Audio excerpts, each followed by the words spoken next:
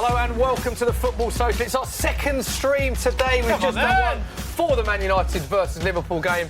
And now we are live. These are the scenes at Wembley Stadium for the Carabao Cup final between Chelsea and Manchester City. Moments away, delighted to say. Packed sofa again on the show. We have got Will Brazier, Dave Jackson, Michael McCubbin, and making his debut on the Football Social, Darius Vassell, everyone. Darius, thank you very much for joining us today. Pleasure. Big game. Your former club looking to win their first trophy of the season. How do you expect this game to go today? Exactly that way. Expect them to pick up the trophy. Obviously, there's some small little bets on there for the quadruple, so we're going to need this today. Very confident. Every Man City fan, in fact, every football fan we speak to seems to think this is Man City win. It's like it's a foregone conclusion, but it's a one-off game, isn't it? Cup my heart final. does go out to Chelsea a little bit, and it would be nice for them to turn their season around in a game like this, I think. Or to get themselves back on track. But I just think City, the quality, and we've all been saying it, the quality that they've got in depth, they'll tend to come strong towards the end of the game, and I think that'll just be too much for Chelsea today. Michael, you're with us on our first stream. What's your beloved Man United, of course, drawing 0-0. Manchester rivals, Man City, are you in the firm belief that they're going to win this first trophy of the season today? I think so, yeah. I think we touched upon it the last time. They're definitely under less pressure today than Chelsea, at least in terms of their managers. Obviously, Sarri really needs this to kind of salvage anything from the last month.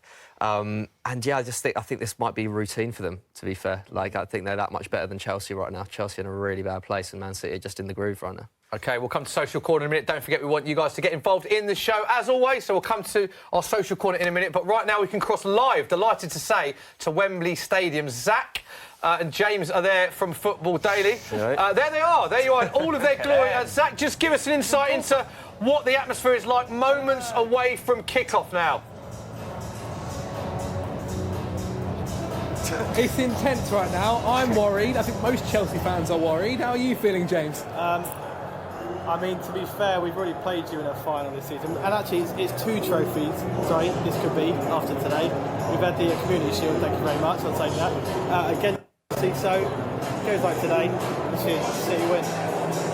Zach, we're going to get to the team news shortly. Interestingly, though, the big talking point, Hazard playing in that false nine role. What do you make of the starting lineup that Sarri has put out today? I mean, it's needed. A change was needed. Higuain started up front when we last played City, and we lost 6-0. The last time Hazard played up front, we beat them at Stamford Bridge. So ideally, it's going to work out well. However, we all know Hazard doesn't like playing up front, so that might be an issue. That's the worry I've got. James, let's look at it from a City perspective. Obviously, big Man City fan. We've got Darius Vassell in the studio, who's very confident. Everyone we're speaking to, Man City-wise, very confident going into this game. Are there any worries, any doubts looking at the Chelsea team from you at all? Because everyone is so confident.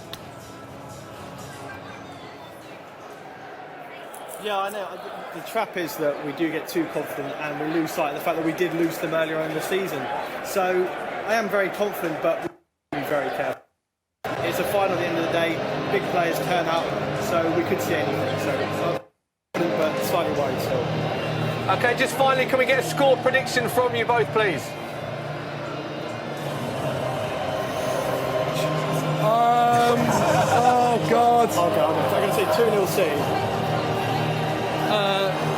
3-0 Chelsea. 3-0 Chelsea. Great. 3-0, wow. Great. Thank you very much. Very brave. Enjoy the game. We'll hopefully come and see you later on. Boys. Thank you very much. Have a good one, boys. Cheers, guys. Well, I loved how nervous they got answering a score prediction question. Thoughts on Zach's answer there, 3-0? I've never seen them two look that smart. They definitely scrubbed up well, didn't they? They did well, didn't they? Fantastic. Insight then in terms of what they usually wear in the office. Scruff, but well, I don't know. They think they look quite cool, don't they, Mike? But you know, in reality. OK, we mentioned the team news there. Let's have confirmation of the starting 11s. Here they are. First up, this is the Chelsea team. Kepa in goal, of course. Back four of Azpilicueta, Rudiger, David Luiz, Emerson. Then that famous midfield three that we have seen all season, or for the majority of the season, certainly. Kante, Jorginho and Barkley, interestingly. So we have seen that position has been changed slightly, but they've gone with Kante, Jorginho and Barkley, not Kovacic. And then, interestingly, Willian and Pedro and Hazard playing in that false nine role. So just quick. In that role, what do you make of that starting lineup? As he said, I don't think it's the position that he likes that much. And I'm not sure it's a position that the rest of the team are confident in. But you've got to go with what the manager says. It'll be interesting to see how they do, because they'll have to start well. This formation's going to do well. I just think if they go goal down or anything, goes against them, they're going to have to change that up quickly, because if the team lose it mentally, then it could be three or four today. And you played as a striker, as a winger in those positions. Where did you like playing? What formation did you like playing? With someone alongside you? There's two ways of looking at it. If you play up front on your own, you've got the responsibility. It's all up to you, and you take it all, on your shoulders. But if you ain't playing that well, that doesn't feel that great. So if you've got somebody with you, it tends to help, because you share the workload. And obviously, when you're out of possession, you can always drop one back in to help the midfield. So it's more of a teamwork if you've got two up front there with you. OK, so that's the Chelsea team. Let's have a look at your former club. One of your former clubs, of course, Manchester City. So much strength in depth that Pep Guardiola has at his disposal. This is the team he's gone with to start the Carabao Cup final. Ederson in goal. Kyle Walker, Otamendi, Laporte and Zinchenko in the left-back role. Then it's Kevin De Bruyne, Fernandinho, David Silva, then Bernardo Silva, Aguero, Raheem Sterling. I mean, there's so many questions we can ask about this Man City team, Darius, because they've got so many options, particularly going forward. I mean, thoughts on this, particularly the attacking three, because they've got so many options in the likes of Sane, Mahrez, other players as well. Do you think Pep's got this one right for this game? Yeah, I think he has. Obviously, they've matched up the formations together. So, as I said earlier, Chelsea will have to be the better team on the day, player for player. But from Manchester City's point of view, the position which I look at is the Fernandinho position. Obviously, if you match that up, that goes with Jorginho. I think Fernandinho plays the position better defensively than Jorginho, and Jorginho possibly plays the position a little bit better in possession. So we'll have to see how that goes. I think Man City, player for player, have got the better quality. So to match them up like that, I think that you're asking your team to be something that they're not from Chelsea's point of view, and that's every single player better than Manchester City. OK, and these are the live scenes that you can see at Wembley Stadium. Packed Wembley Stadium. We are moments away from kick-off. It is, of course, the Carabao Cup final between Chelsea and Man City. Look at these scenes. I love Cup final day, don't you, Dave? I'm really surprised to see Leroy Sane not playing. He was fantastic on Wednesday night. Or was it Wednesday or Tuesday night, either day when they played? He was regularly fantastic. He literally was a difference between them potentially drawing that game or even losing, actually, them going on and winning. Against Schalke. He was absolutely fantastic. So I'm surprised he hadn't stuck with him. But again, who am I to question Pep Guardiola? No, it's a good point you make, because there have been changes. Chelsea, first of all, make two changes from the side that were thumped, should I say, 6-0 by Man City in the Premier League. That's Ederson and Willian replace Marcos Alonso and Gonzalo Higuain. Higuain and Olivier Giroud, who have scored a combined 5 career goals at Wembley, are both on the bench. Man City's starting 11 includes 9 players that started the Premier League thrashing against Chelsea a fortnight ago. It's Nicolas Otamendi and David Silva recalled in place of John Stones and Ilkay Gundogan. Can Sergio Aguero add to his 15 career goals against Chelsea? 15 career goals against Chelsea. This is the most goals he has scored against a single club. And, of course, this is Maurizio Sarri's first major cup final. McCubbin, we haven't come to you yet. Sarri, how much pressure is he under if Chelsea don't win this game? It's a difficult one, because they're not expected to win this game at all. Like the last few weeks have been bad enough that I don't know how much of a difference this actually makes. Obviously, if he does win this game, it's a huge bonus. But yeah, it's a tough one. I just don't really know what's going on behind the scenes at Chelsea at the moment. I don't know whether this game actually affects his job, or whether they'll see this as an anomaly, and maybe the next couple of Premier League games see how they fare in the race for the top 4, whether they wait until they see what happens with that. Because, I don't know, it's a really tough one. It's really hard to... Chelsea haven't acted in the way that we're used to seeing them with managers in the last few weeks. I think if they didn't have the cup final on the horizon, I think he would have been sacked after the 6-0. Do you think? I think after the 6-0 would have been... Could that not have been like, when Ole came in at United and he had those easy run of games? This is like a free hit for like a new manager as well, isn't it? Do you know what I mean? I don't know. Yeah, I know something to say about. I just think because of the way that Chelsea normally act with like Abramovich, I think after the 6-0, if they didn't have the cup final in 2 weeks, I think he would have. I think the manner in which they lose this game is going to count as well. If they lose, give them some respect. They haven't even kicked over. I'm so confident. But I think it's okay if they lose. But if they lose in any kind of way similar to that 6-0, I think it's curtains again. Yeah. OK. Of course, we have Dave Jackson on the show as well. Very happy. Your beloved Arsenal won earlier in the early stream. Do you want to have a quick 5 seconds talking about how much you love Arsenal before we move on? Oh, we can if you want. They didn't play particularly well, but they managed managed to get the 3 points, which, you know, we're at home against the team that are, what, 17th, 18th in the league, and 17th, they just about... 18th, sorry, yeah. Yeah, and they didn't play particularly well, which is quite worrying, but then they didn't concede either. So we've got clean sheet, 3 points. And that is why David's wearing the after shirt, if you weren't with our earlier stream. Yeah. And, of course, Will Brazier back in Social Corner. We'll just remind the viewers how they can get in touch in the show, and let's take a question.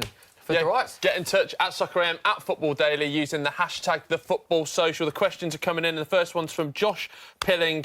A question: the City can do the quadruple. Yeah, we just spoke about it, didn't we? Yeah, I certainly think they can. I've had a little flutter on it. I'm allowed to now because I'm not playing. So. But yeah, I think they've got every chance. I think that from the point of view of the manager, in terms of doing something which has not been done before, I think he's going to want it deep down. It's not the be-all and end-all for them because they're in so many competitions, but they've certainly got the chance to do it, and I think that they're going to, and I think it does start today, and I think every cup that they win is going to push them, you know, in that direction for it. Well, yeah, moments away. Expected to kick off any minute now. Pep looks so confident. He's been in so many cup finals, hasn't he? It's interesting to see the difference of the two managers. Pep Guardiola, listen to this record. Pep Guardiola has won 10 of his 11 major cup finals as a manager. Been in 11, won 10 of them. Won each of the last 6 without even conceding a goal, which is incredible when you're thinking these are cup finals that we're talking about. On the flip side, this is the first major cup final in Maurizio Sarri's managerial career. So chalk and cheese. Huge game for that man in the picture there. Not Dave Jackson, I'm talking about Maurizio Sarri there. Massive game for him. Only Liverpool, interestingly, have won more League Cups than Chelsea and Man City. Chelsea and Man City with 5, Liverpool with 8, which is incredible. And today is the first major cup final meeting between the two sides. Chelsea and Man City have met in a full Members' Cup final in 1985-86, with Chelsea winning 5-4 at Wembley, which, interestingly, was the highest-scoring cup final in Wembley history. So let's hope for more of the same, following on from the 0-0 earlier today. I'd never heard of the full Members' Cup. Have you not heard of that? Before. There you go. That just shows my age, doesn't it? But, there we go. So we've just seen the teams moments away. We're looking at the players now. Let's go back to Social Corner. Have we got an incentive as to how the Man City or the Chelsea fans are reacting? Can we get a Chelsea's perspective here? I mean, Man City fans are so confident going into this, which is a one-off cup final. Yeah.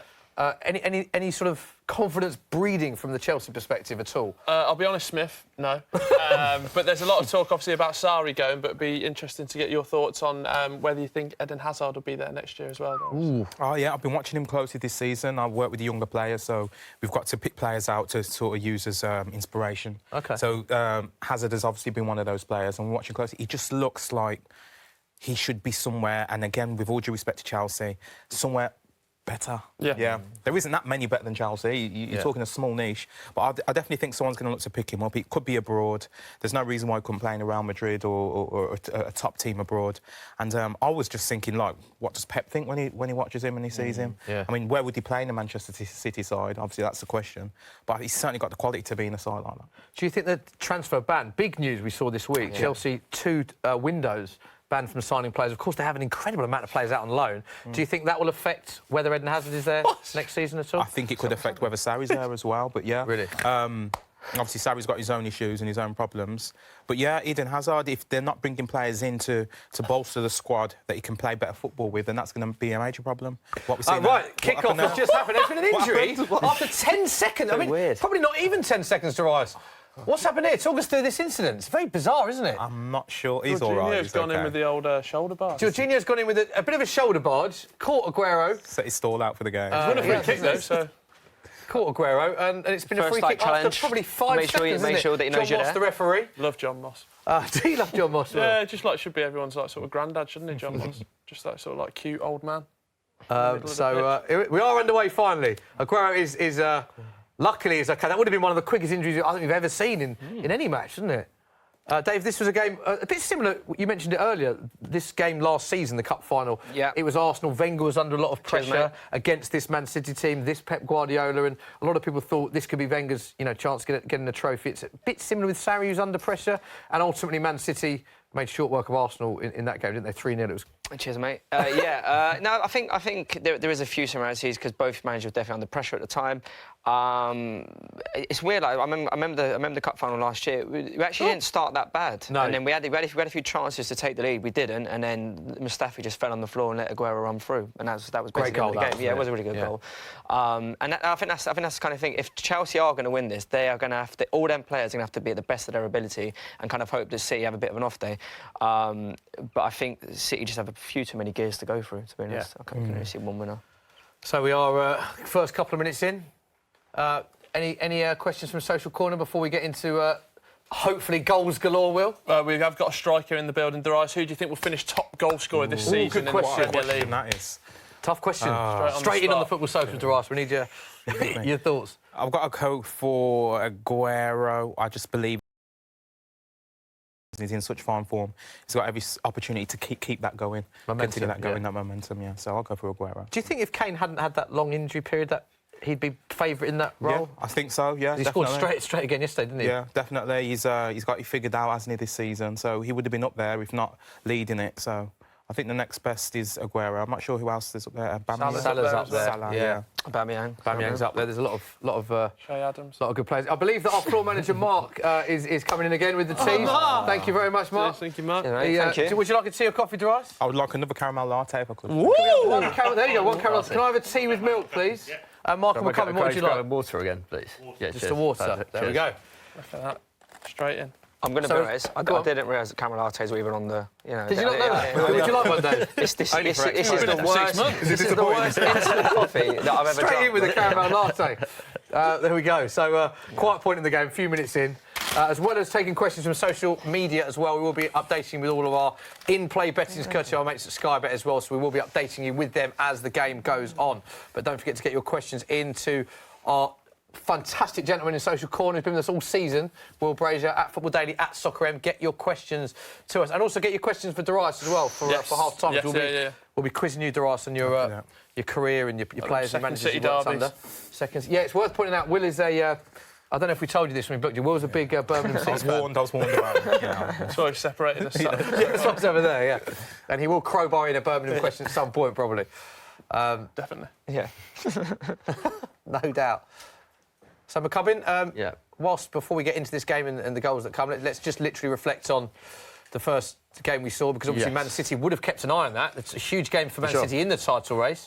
It finished a draw. It makes it very tight. From a Liverpool and a Man United perspective, what did you make of the game? Because you said fair result, which I thought was quite interesting. I think it was definitely a fair result. It's interesting, actually. Pep, for the first time this season, has admitted to wanting Liverpool to lose. I think he actually said today that he wanted Liverpool to lose because he said it would make the title race more interesting. So he didn't say it would. It didn't say it from a Man City perspective. Just said it would make the title race more interesting, which it would have done. But yeah, I think it was a fair result. I think Liverpool dominated possession, but didn't really carve out any clear-cut opportunities. I think the most likely player to score was probably Joel Matip for Liverpool. And United, again, probably had about one or two clear-cut opportunities. Yeah. I thought both defences were very well organised. Yeah, I did as well. Actually, from in terms of the quality, Pogba dropped off a little bit towards the end of the game, gave the ball away a little bit. But aside from that, there weren't.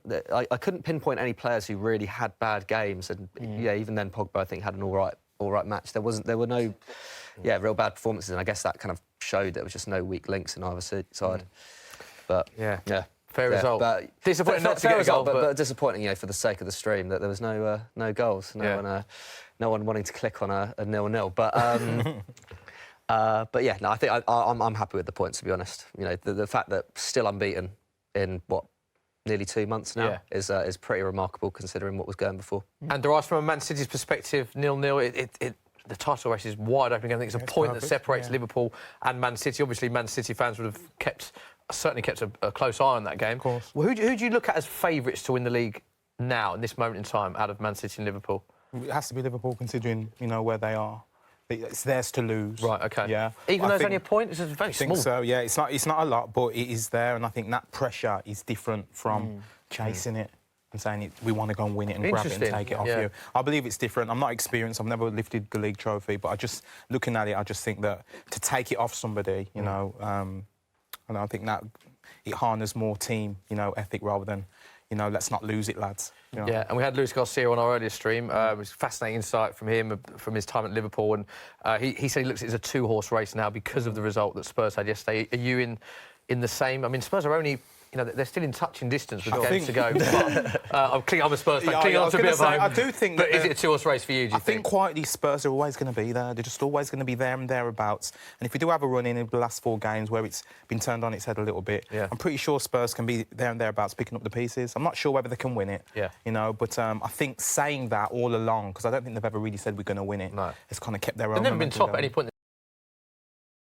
Title race for you, Dave? I can only see City win it now. I think a couple of weeks ago, when Liverpool went top up, I think it was about 4 or 5 points or something like that, and it was the first time where it was for Liverpool to actually lose. It's a different kind of pressure, you know. And like Man City have been there. It's their title, you know what I mean? So, and they've got players there that have won the league. They've been there, done it before, and I just think they'll be able to handle the pressure a little bit better, which is extremely harsh on Liverpool, because any other season they'd be top by about 10 or kind of like 12 points. So, and I think if they don't win it this time, Liverpool, I think it could be an awful long time before they... What do you think? Do you say that psychologically? Do you think it'll take a lot of that, or do you think that I think the squad to compete? You think it's more mental what it'll do to them? Yeah, because it's like they're playing so well. Like they are literally playing. I don't know what areas they can maybe even actually improve. It's just that City are so good as well. Yeah.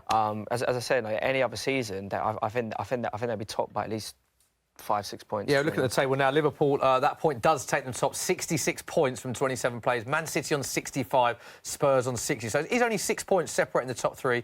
But the goal difference for Man City, Spurs goal difference 28, Liverpool's 44, Man City 54 goal difference. It's unbelievable, isn't it? Yeah, it goes to show how many options that they have up You said earlier about Sane not playing, obviously today. He's a great player to come off the bench late on in the game and go to stir things up. Really good. Right, let's draw our attention to the game. 8 minutes gone. City definitely having more of the possession, McCubbin. It's been not any clear-cut chances yet. We're only 8 minutes in, but they've definitely had all the ball, haven't they? Yeah. They look the far more proactive of the two sides at the moment. But yeah, Chelsea don't look particularly fazed by the task at hand at the moment. I'm really hoping to see a big performance from KDB today, because I feel like we've seen shades of his form last season when he has been in the side, but obviously he's been in and out. Injured as well, hasn't he? Pep's been very careful with him. So, yeah, I'd really like to see him just boss this game, to be honest, because I just love him as a player. Yeah, top player. Top player, but then City have so many options. Like you're saying about Sane, I mean, we're talking about Mahrez. I think it's their record signing still, Man City, and he's not getting minutes. And a player that, you know, previously we've seen win PFA Player of the season. It just goes to show the strength and depth that Man City have. I mean, you can make a case for about 5 players should be starting for Man City. Well, it's the fact they could spend £50 million on a player that sign him knowing he's not going to definitely get into their team. They essentially spent £50 million on a squad player, which is just absolutely ridiculous. But that again is the issue. Their strength and depth is far superior to anyone else, probably in Europe potentially. Ooh, that's got to be a foul, doesn't it? Interesting. Oh. He's not given a big first moment in the game. John Moss running back, and City... That's brave. Yeah, let's have a replay of this. Talk us through this, Darius. That looked a blatant foul for me, and a card of some sort. Is that his hand as well? Yeah, I don't know. Yeah, contact. So is this last man? So this is... It's hits Conte's hand Zinchenko on... Yeah, that's a free kick. Conte, you think that's a free kick? And obviously, if that's a free kick, is there a card that should be branded? At least a yellow for me. The way I look at it, if that happened in a centre circle, would you give the foul? It's a free kick, isn't it? So City got away with one there. This is what we all say was confident for City, but in a cup final, like a red card or a penalty, suddenly the game gets completely turned on its head. They can last it out as well, get to half-time, get to 60 minutes at 0-0. Yeah. Which could go either way. Let's just remind ourselves of the teams they've beaten to progress to this stage. Chelsea have had... I mean, they've done pretty well in the opposition that they've faced. They beat Liverpool, of course, in the first game that they played 2-1. Then they beat Derby 3-2, who've been doing OK under Lampard and Jody Morris there. Beat Bournemouth, another Premier League team.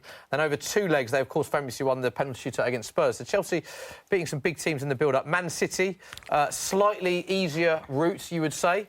Oxford, Fulham, Leicester and Burton. And, of course, Burton... 9-0 that first leg, which is pretty emphatic. A bit harsh, you think? Yeah, it's a bit harsh. Why? Well, it was 9-0. Wasn't really fair, was it? They needed an early goal, Burton, in the second leg. Yeah, they did, didn't they? Yeah, to stand any chance, you had to get an early one. We mentioned the possession stats on your screen now. 65%. This is what we expect on the Man City, isn't it? Dominating possession. But yeah, against Chelsea, that's a huge number, isn't it? It is, yeah. We'll see how it goes for the game. I've noticed Chelsea aren't pressing as high as they were in the last game, which they lost 6-0. So they've definitely done something tactically, and Kante's pushing up on the press as well. I thought he would have been a bit deeper on the... It's worth pointing out this is similar to what they did at Stamford Bridge, and Chelsea have beaten Man City this season at Stamford Bridge, and then obviously of course they lost 6-0, so it's a huge difference in results there. Yeah. Will, let's go to you in social corner. Yeah, well, it's a bit quiet there. I'd love to know. It's a question from Tony Lee. He said, who was your favourite strike partner? Wow. Just remind us of the strike partners you've had. Because I was going to say, it's so hard. Yeah. So I've played with Juan Pablo Angel at Aston Villa, Dion Dublin at Aston Villa, Andy Cole at Manchester City. Robinho came in at Manchester City as well, but I didn't get to play with him. You look gutted about that, then. Good. Went to Turkey and I played with some strikers that you wouldn't be aware of. Came back at Leicester and was back with... who do we have in at Leicester? It was me on my own again for a while. So Villa... Of course. England, oh, gosh, yeah. Wayne Rooney, Michael Owen, Emil Heskey. Those are the main ones. Teddy Sheringham for a while. Robbie Fowler. Not a bad list, is it? And at City, Robbie Fowler as well. Yeah, so which is the best out of all of them? Yeah, going to have to... Excuse me. The best for me, personally, for two reasons. I'll give you two of them. Dion Dublin, because coming into the game, he got me grounded and understanding what it was about, levelled and believing in myself. So he gave me confidence. So helping you off the pitch? Yeah. Definitely, all of that. And then after that, I'd say Juan Pablo Angel, because I had my best season playing with him. Wow. So we both scored, I think, 30-odd goals between us in a season, which was a great experience for me, because I wasn't actually prolific as a striker, but playing with Angel, it was the first time, something clicked with somebody where he was obviously from Colombia, didn't speak that much English, but on the pitch, we just kind of knew where each other were all the time, and we both had that...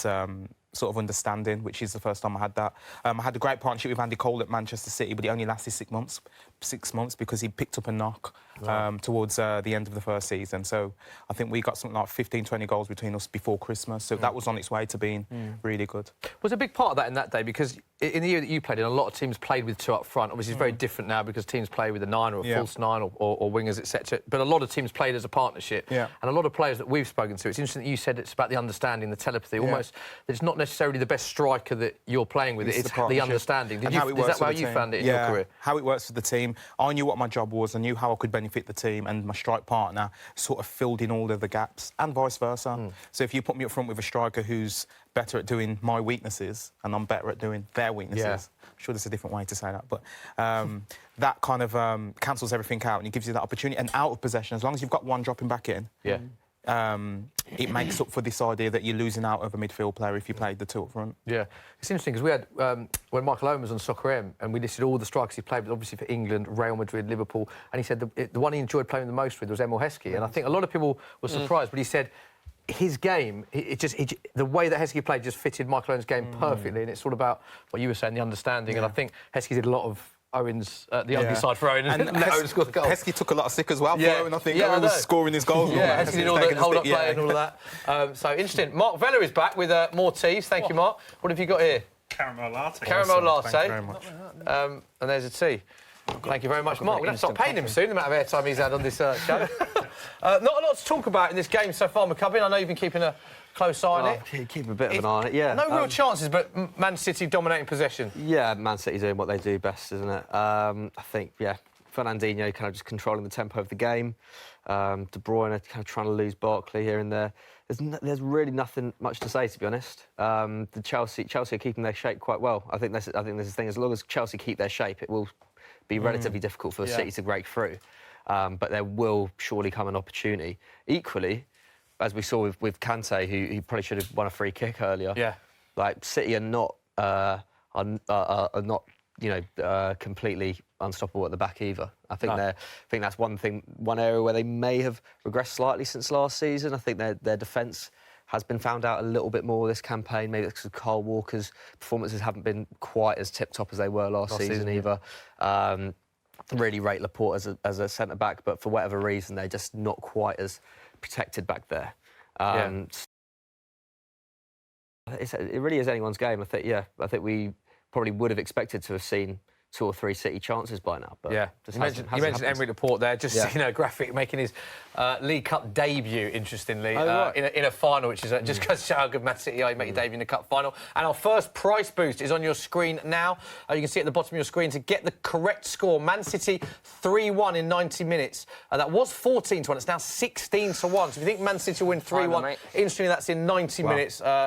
You get 16-1 on that. Don't forget, you must be 18 plus. Full terms and conditions apply with Sky Bet. For more information, go to skybet.com. All odds are live, of course. So 16-1 on that. Hasn't been extra time in any rounds building up to this, as we saw with the Chelsea Spurs game that went straight to penalties. But there is extra time in the final. So if the score's level, it will go to extra time and it will go to penalties. Penalties will be in the usual format, not the ABBA format. Yeah. It's the old ABBA format. Great hits. Yeah. Chance on me. You like that? Going back to the strike partners you played, didn't Wayne Rooney make his debut in a match that you were playing in for England? Am I right in thinking that? I'm sure his debut. He played, he definitely did, because I remember him coming to training. Yeah, and so you were there when he was coming into the team. So there was this talk at the town, Wayne Rooney, Everton lad, he's wonder kid and all that. So he turns up at training, and we all get to, we're all in England, have a look at him, and we're all whispering amongst each other, I wonder if he's any good, I wonder if he can hack it, I wonder if he can handle it, kind of thing. And he handled it all right. He was top man. So when he comes into training then in his first match, is he already one of the best players in the side? Or as a young kid, does he come and is he a bit...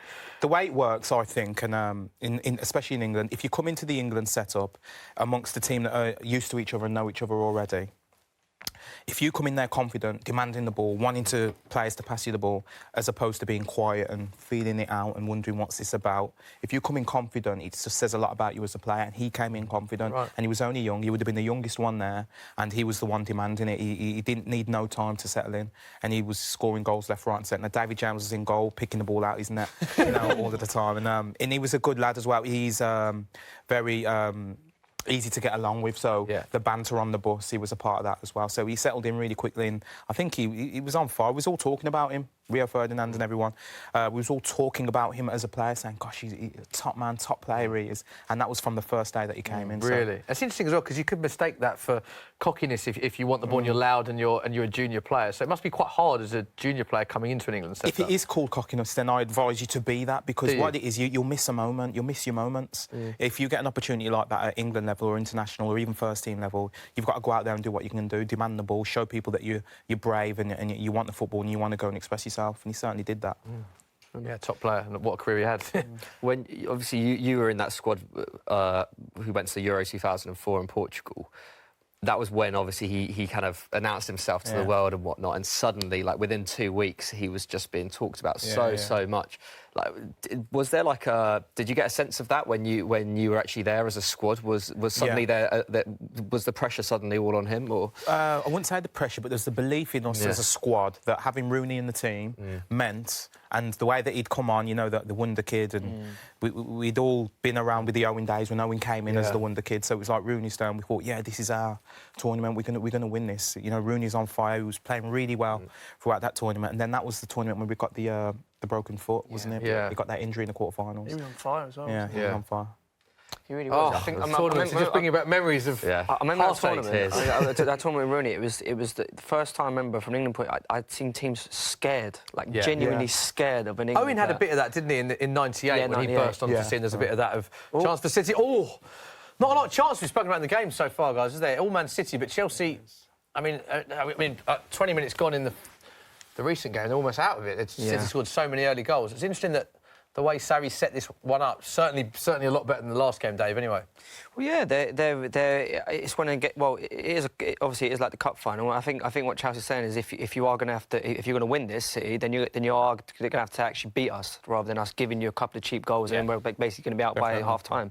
It's interesting to see what happens, though, if Man City get the first goal, Darius, because then Chelsea will have to come out and attack, and surely that will play into Pep's hands then. Yeah, possibly, yeah. I think Chelsea have been told, just don't, by any means concede any early goals, and they are doing, as what you said, they're dropping back in a deeper block. They're not allowing City to pick them off so easily. I do expect changes. If City score the first goal, then Sarri's got to make some changes. Yeah. Because it doesn't look like they're going to score like this. No. OK, Social Corner, Will. Remind us, the viewers, how they can get in touch, because this whole show is governed by our viewers, of course, so remind them how they get in touch and what we've got for us. Get in touch at Soccer AM, at Football Daily, using the hashtag #TheFootballSocial. And Smithy, I know it's normally you that does the quiz, but I've actually got a quick-fire quiz. Love a quick-fire quiz, go on. It's more aimed at Darius, but who also made their England debuts in the game where you made your England debut as well? Right. There's 2 other players. Can Everyone's welcome. Michael Ricketts. Correct. Is it Wayne Bridge? No. Yes, correct. Wayne Bridge.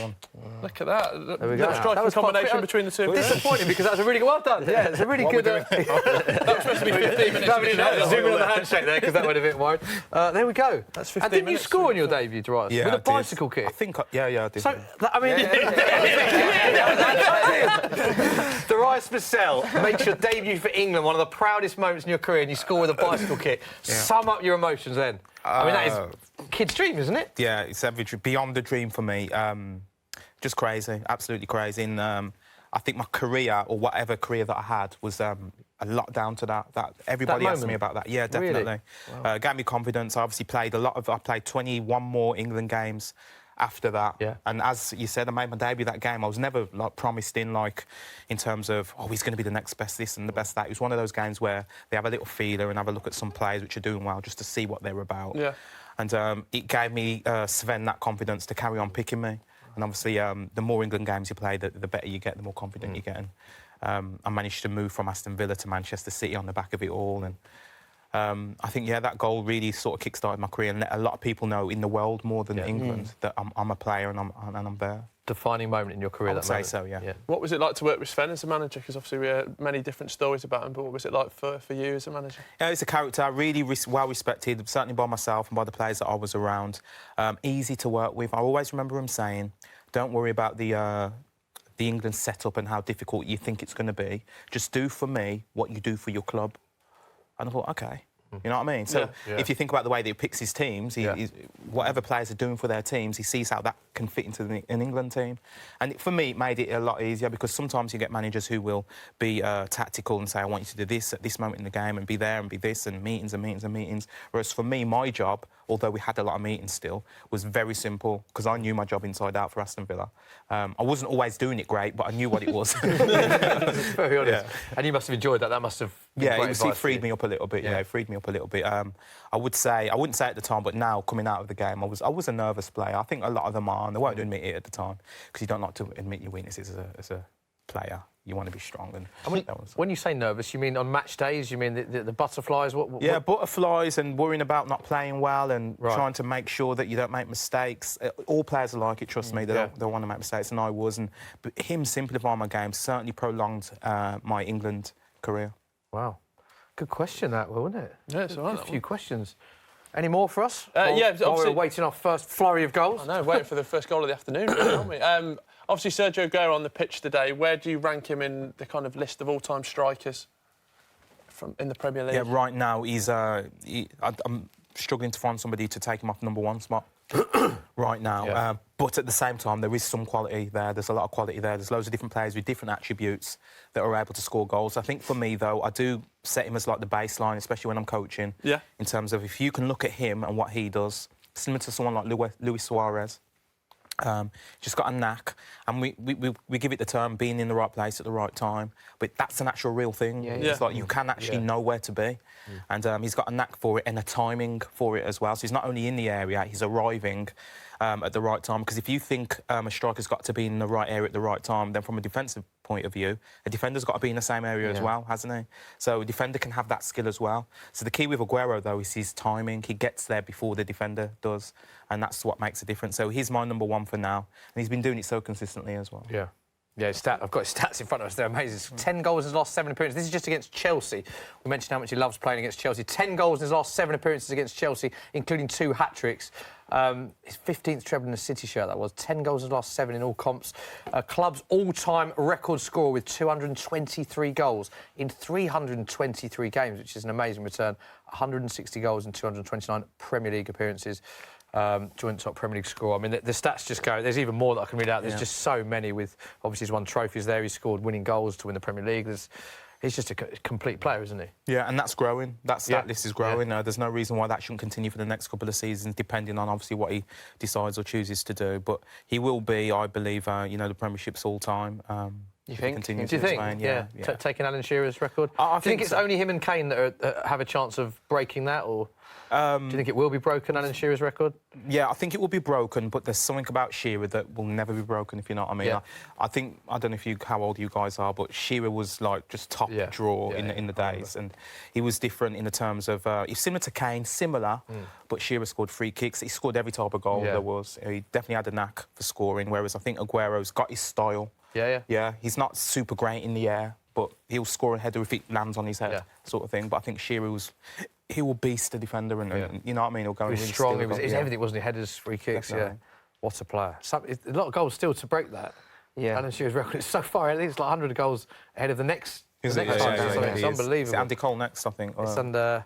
Or Rooney. Yeah, Rooney's up there. Yeah, I think it's them three as the top three. Yeah. But I think Aguero's got, in terms of goals to game ratio, I think he's got the best in Premier League history. He's got an incredible goals to game ratio. Yeah, he's done. Yeah, and then you think of like the amount of injuries that he's had over the years as well, and he's still been like top 3 scorers almost every season. It's pretty amazing. In his last 5 seasons, he's scored 26, 24, 20, and 21 respectively. In his last 4 seasons, that is.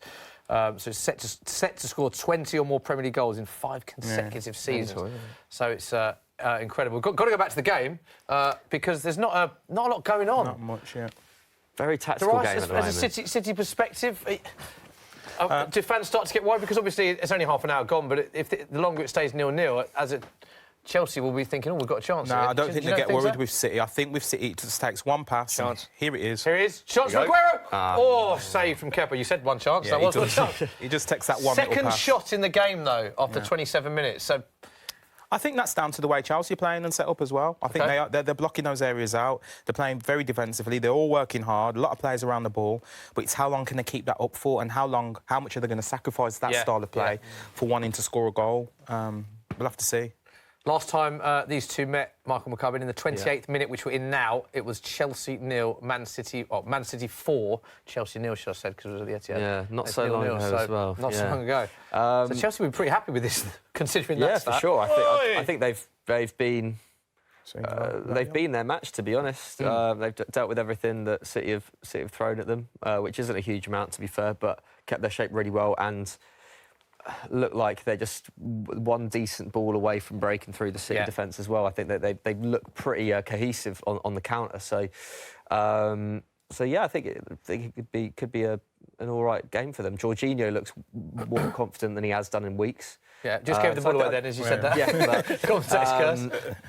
but I don't know. I think Sarri's done everything right so far, and yeah, I think they're clearly playing for him today. Yeah, so one area where they are dominating is possession. 70% possession Man City have. And interestingly, that is echoed by their possession all season. They average 60... This is their average possession this season, 67.23% possession in the Premier League, which is the highest by a long way. That's their average possession this season. So they regularly like to dictate the game, and it's 70% already in this game. So very much how Pep likes to play, isn't it? Yeah, definitely. First yellow, wouldn't it? Sure. Got to be yellow.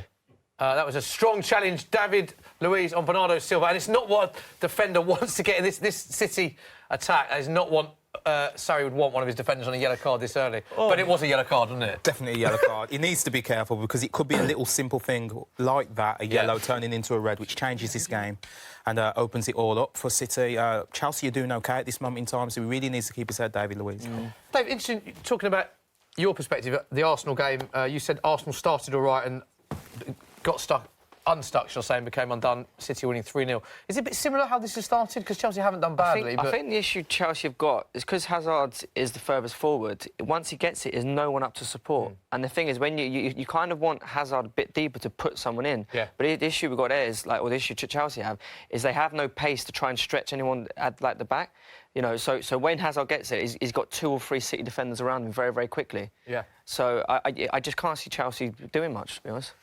Is the problem. They just don't have enough pace, do they? Like, is what second? They just don't have. Yeah, like you're saying, like they don't really have enough pace going forward aside from Hazard. Like, So, it's going to be extremely tough for Chelsea to get much, unless they try and get like a set piece, put a few of their big defenders forward and try and nick something them. But yeah, interestingly, Pedro playing his 15th career cup final today, and he scored 4 cup final goals in total, including one at Wembley in Barcelona's famous 2011 Champions League final with Man United. So he does like a cup final goal. He likes a goal at Wembley, and he is a 16-1 price boost to score first in 90 minutes today. So he does like a goal, as I said, at Wembley and in cup finals. 16-1 price boost. That was 14-1. That is to score first in 90 minutes, importantly. Don't forget, you must be 18 plus, full terms and conditions apply. Chelsea on the attack now, Hazard with the ball. First real chance, and there is the man we're talking about, Pedro. We're going to see a shot from Chelsea here. N'Golo. See with a lot of men behind the ball. Oh, no. Not bad. And it's semi-cleared. So while we've got a quiet lull at the moment, Will, let's get some questions from Social Corner. I've just read a comment. It says, "Can Smithy stop shoehorning Spurs and Harry Kane into every conversing?" Does it actually say that? It says it down here, Smith. I promise not to shoehorn that in ever again. Whoever sent that in. Speaking of Harry Kane, do you think... No, obviously we haven't done... Rattler Wizard has gone for a very bold prediction. He's gone for Chelsea to win 56-0 and get on the price boost with Pedro to score. But we haven't done our predictions yet, Smith. We haven't done our predictions. Very Might good be point. might be slightly altered, I think, after 30 minutes of... Good point. Let's give yourself the first prediction. I'm going to go, from this point onwards, I'm going to go 4-1 Man City. Sergio Aguero to score first. Wow, OK. So I've put that on. Dave, what do you think? Man City 3-0. Man City 3-0. I think if they get one, there'll be second, third. I think this is going to be quite tight. I'm going to go Man City 1-0. Really? Right, yeah. OK. I'm 3-1 Man City. 3-1 Man City. Is it going to be a clean sweep Man City, McCubbin? No, I think the action's going to come late, judging by what we're seeing now. And I'm just thinking what City have got in reserve. It could even go to extra time. OK. But I just see a 3-1. OK. I've always seen it. McCubbin, your prediction? Shall I be a bit different, just for the sake of it? Yeah, do it, mate. I think I'm going to say I'm going to go for 2-1 Chelsea. OK. And it's going to be... bold, mate. Is Olivier Giroud on the bench today? I think he is. Yes, he is. Olivier Giroud and Higuain both on the bench. Both on the bench. So it's not a clean sweep of Man City predictions. McCubbin's gone with a Chelsea win. Is that just to mix it up a bit for the chat? It's just to mix it up a little bit, yeah. And I do have mystic powers, and sometimes they come true. So, OK, we'll see if those mystic powers... That has been mentioned in the comments. Yeah. We were after a Mystic Mike prediction. So I've got a Can you reputation. see what people are saying after their score predictions in the comments? What are people saying? We just had an 8-0. Pedro to score first, 2-1 for Chelsea. People are slightly... I think as the game's going on, people are slightly starting to think that maybe this could be Chelsea's day.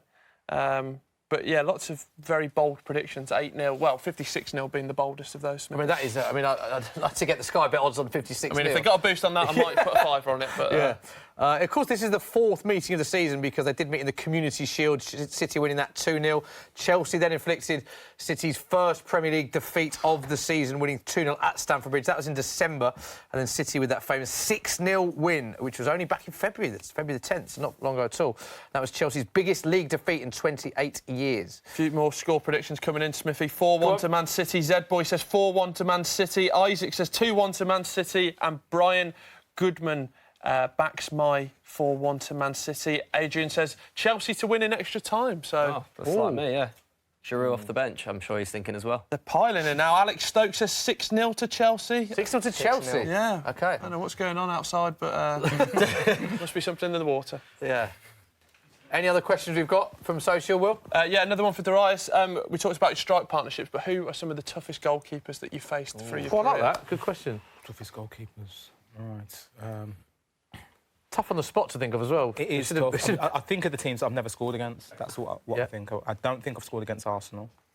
And I believe... To be fair, we had a much better defence back then. Do you think you'd score against Arsenal now? I definitely would. I think I'll get a couple now. So David Seaman was in goal then. Great keeper, yeah. So that would be, to ensure, say, David Seaman. I've not scored against Tottenham either, but I'm not sure who the goalkeeper was. Smith? Casey Keller back then? Casey Keller. Brad Friedel, maybe? One of the two. Ian Walker, maybe? Ian Walker. I would have scored against him. Sorry. Neil Sullivan had a few there. I can't remember, no. He might have been Ian Walker, I think, to be fair, possibly, yeah. David Seaman says that he's the standout one. David Seaman has made the best save I've ever seen, I think. Sheffield United. Sheffield United one. Because I was in a pub when there was a lot of Arsenal fans and Sheffield United fans, Arsenal fans. Sheffield United Arsenal, wasn't it? Yeah, I think that's semi-final. But I've never been in a pub before when people actually cheer and then see someone save, because it was such an amazing save. It clawed it away. That the Sheffield United, or shall I say the non-Arsenal fans in there, because they were probably Tottenham and Chelsea fans cheering for Sheffield United, started cheering and then sat back down. It was like, wow. It was that moment I'd realised... wasn't it? It wasn't just a save. What a save that was. Like behind him, wasn't it? Yeah. Grab. Not that that's the benchmark of a good save if you're in a pub and people celebrate, but it was a good reason to think, wow, that's how good it was. Any other keepers that you... Any ones that you... I suppose liked playing against is a... Yes. I won't ask that because that's disrespectful, but any ones that you had a good record against that you scored against regularly? Van der Sar. Van der Sar? Honestly? Yeah. And that was not only for... Because who was he playing for? Man United. Scored a few. Fulham. Yeah. And my England debut goal was against him as well. Oh, wow. So, and I bumped into him in the nightclub. In the holiday period. Of course, yeah. And I remember having a chat to him. Huh? Was it Snobs? No. Snobs. I remember having a chat to him. Really nice guy, really sound. And we had a chat. He says, "You always score against me." When he said that to you? Yeah. Brilliant. That's amazing. Quality. Love that. Good questions, Will. We'll do some more half-time as well. With Definitely. What I wanted to ask, obviously, your nephew, doing a great job at Birmingham City at the moment. How far can he go?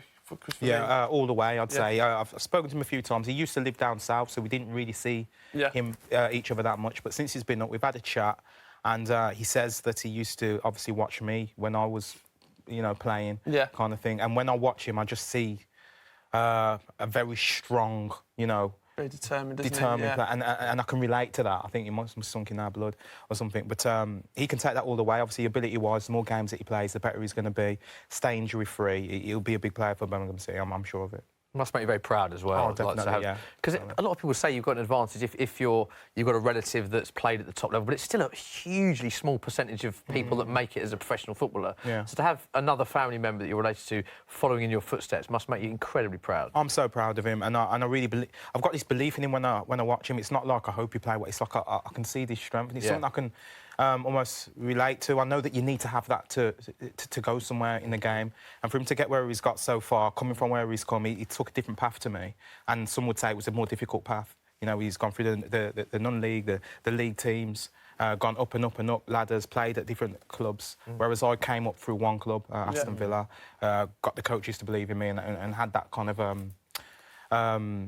success with my own homegrown team. So I'm really proud of him, what he's done. I just hope that he stays injury-free and keeps doing what he's doing and helps Birmingham City get higher up the table. I like that. Oh, chance for... No, it's just cleared. Oh, here we go. Sterling with the ball in. Still in the penalty box. It'll be... Sterling. Penalty. And danger is cleared. They're going to appeal for a corner, but a goal kick is given. So while we've got...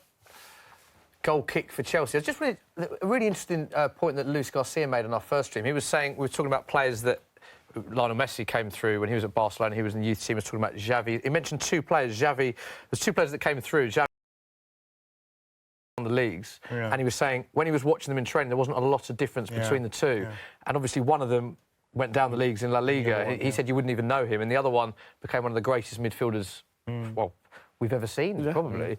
Did you find that it's very hard to tell with a lot of young players how far they can go because there's so many other factors that can affect how well you do, other than just pure ability? Exactly what you said there. You can't call it, and whoever's flavour of the month or the year at that time, as a youngster, be you 13, 14 or 15 years of age, doesn't necessarily mean that they're going to be the ones to go all the way. There's a lot of other things that come into play. One of them is luck. And really? That's an unexplained phenomenon, is it? So some people say you earn your own luck, but some people are unlucky without it being their fault. Yeah. And you need those opportunities. You need to be able to make the most of those opportunities when they come along. And also the players which you've got in your team at the same sort of time as you're coming through.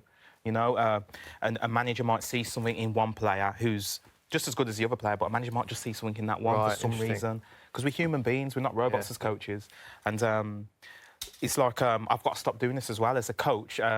Strikers that I work with or whatever, I just get a buzz with a striker which I see who's similar to what I used to be. Wow. Do you know what I mean? Similar qualities to you, qualities to me, because I just feel like, you're doing this and you need to do that and do that. Where to develop myself as a coach, I've got to sort of see the other side as well. So we've got you know, dare I say, Peter Crouch-like players, you know, and I've got to try and get the best out of them as well.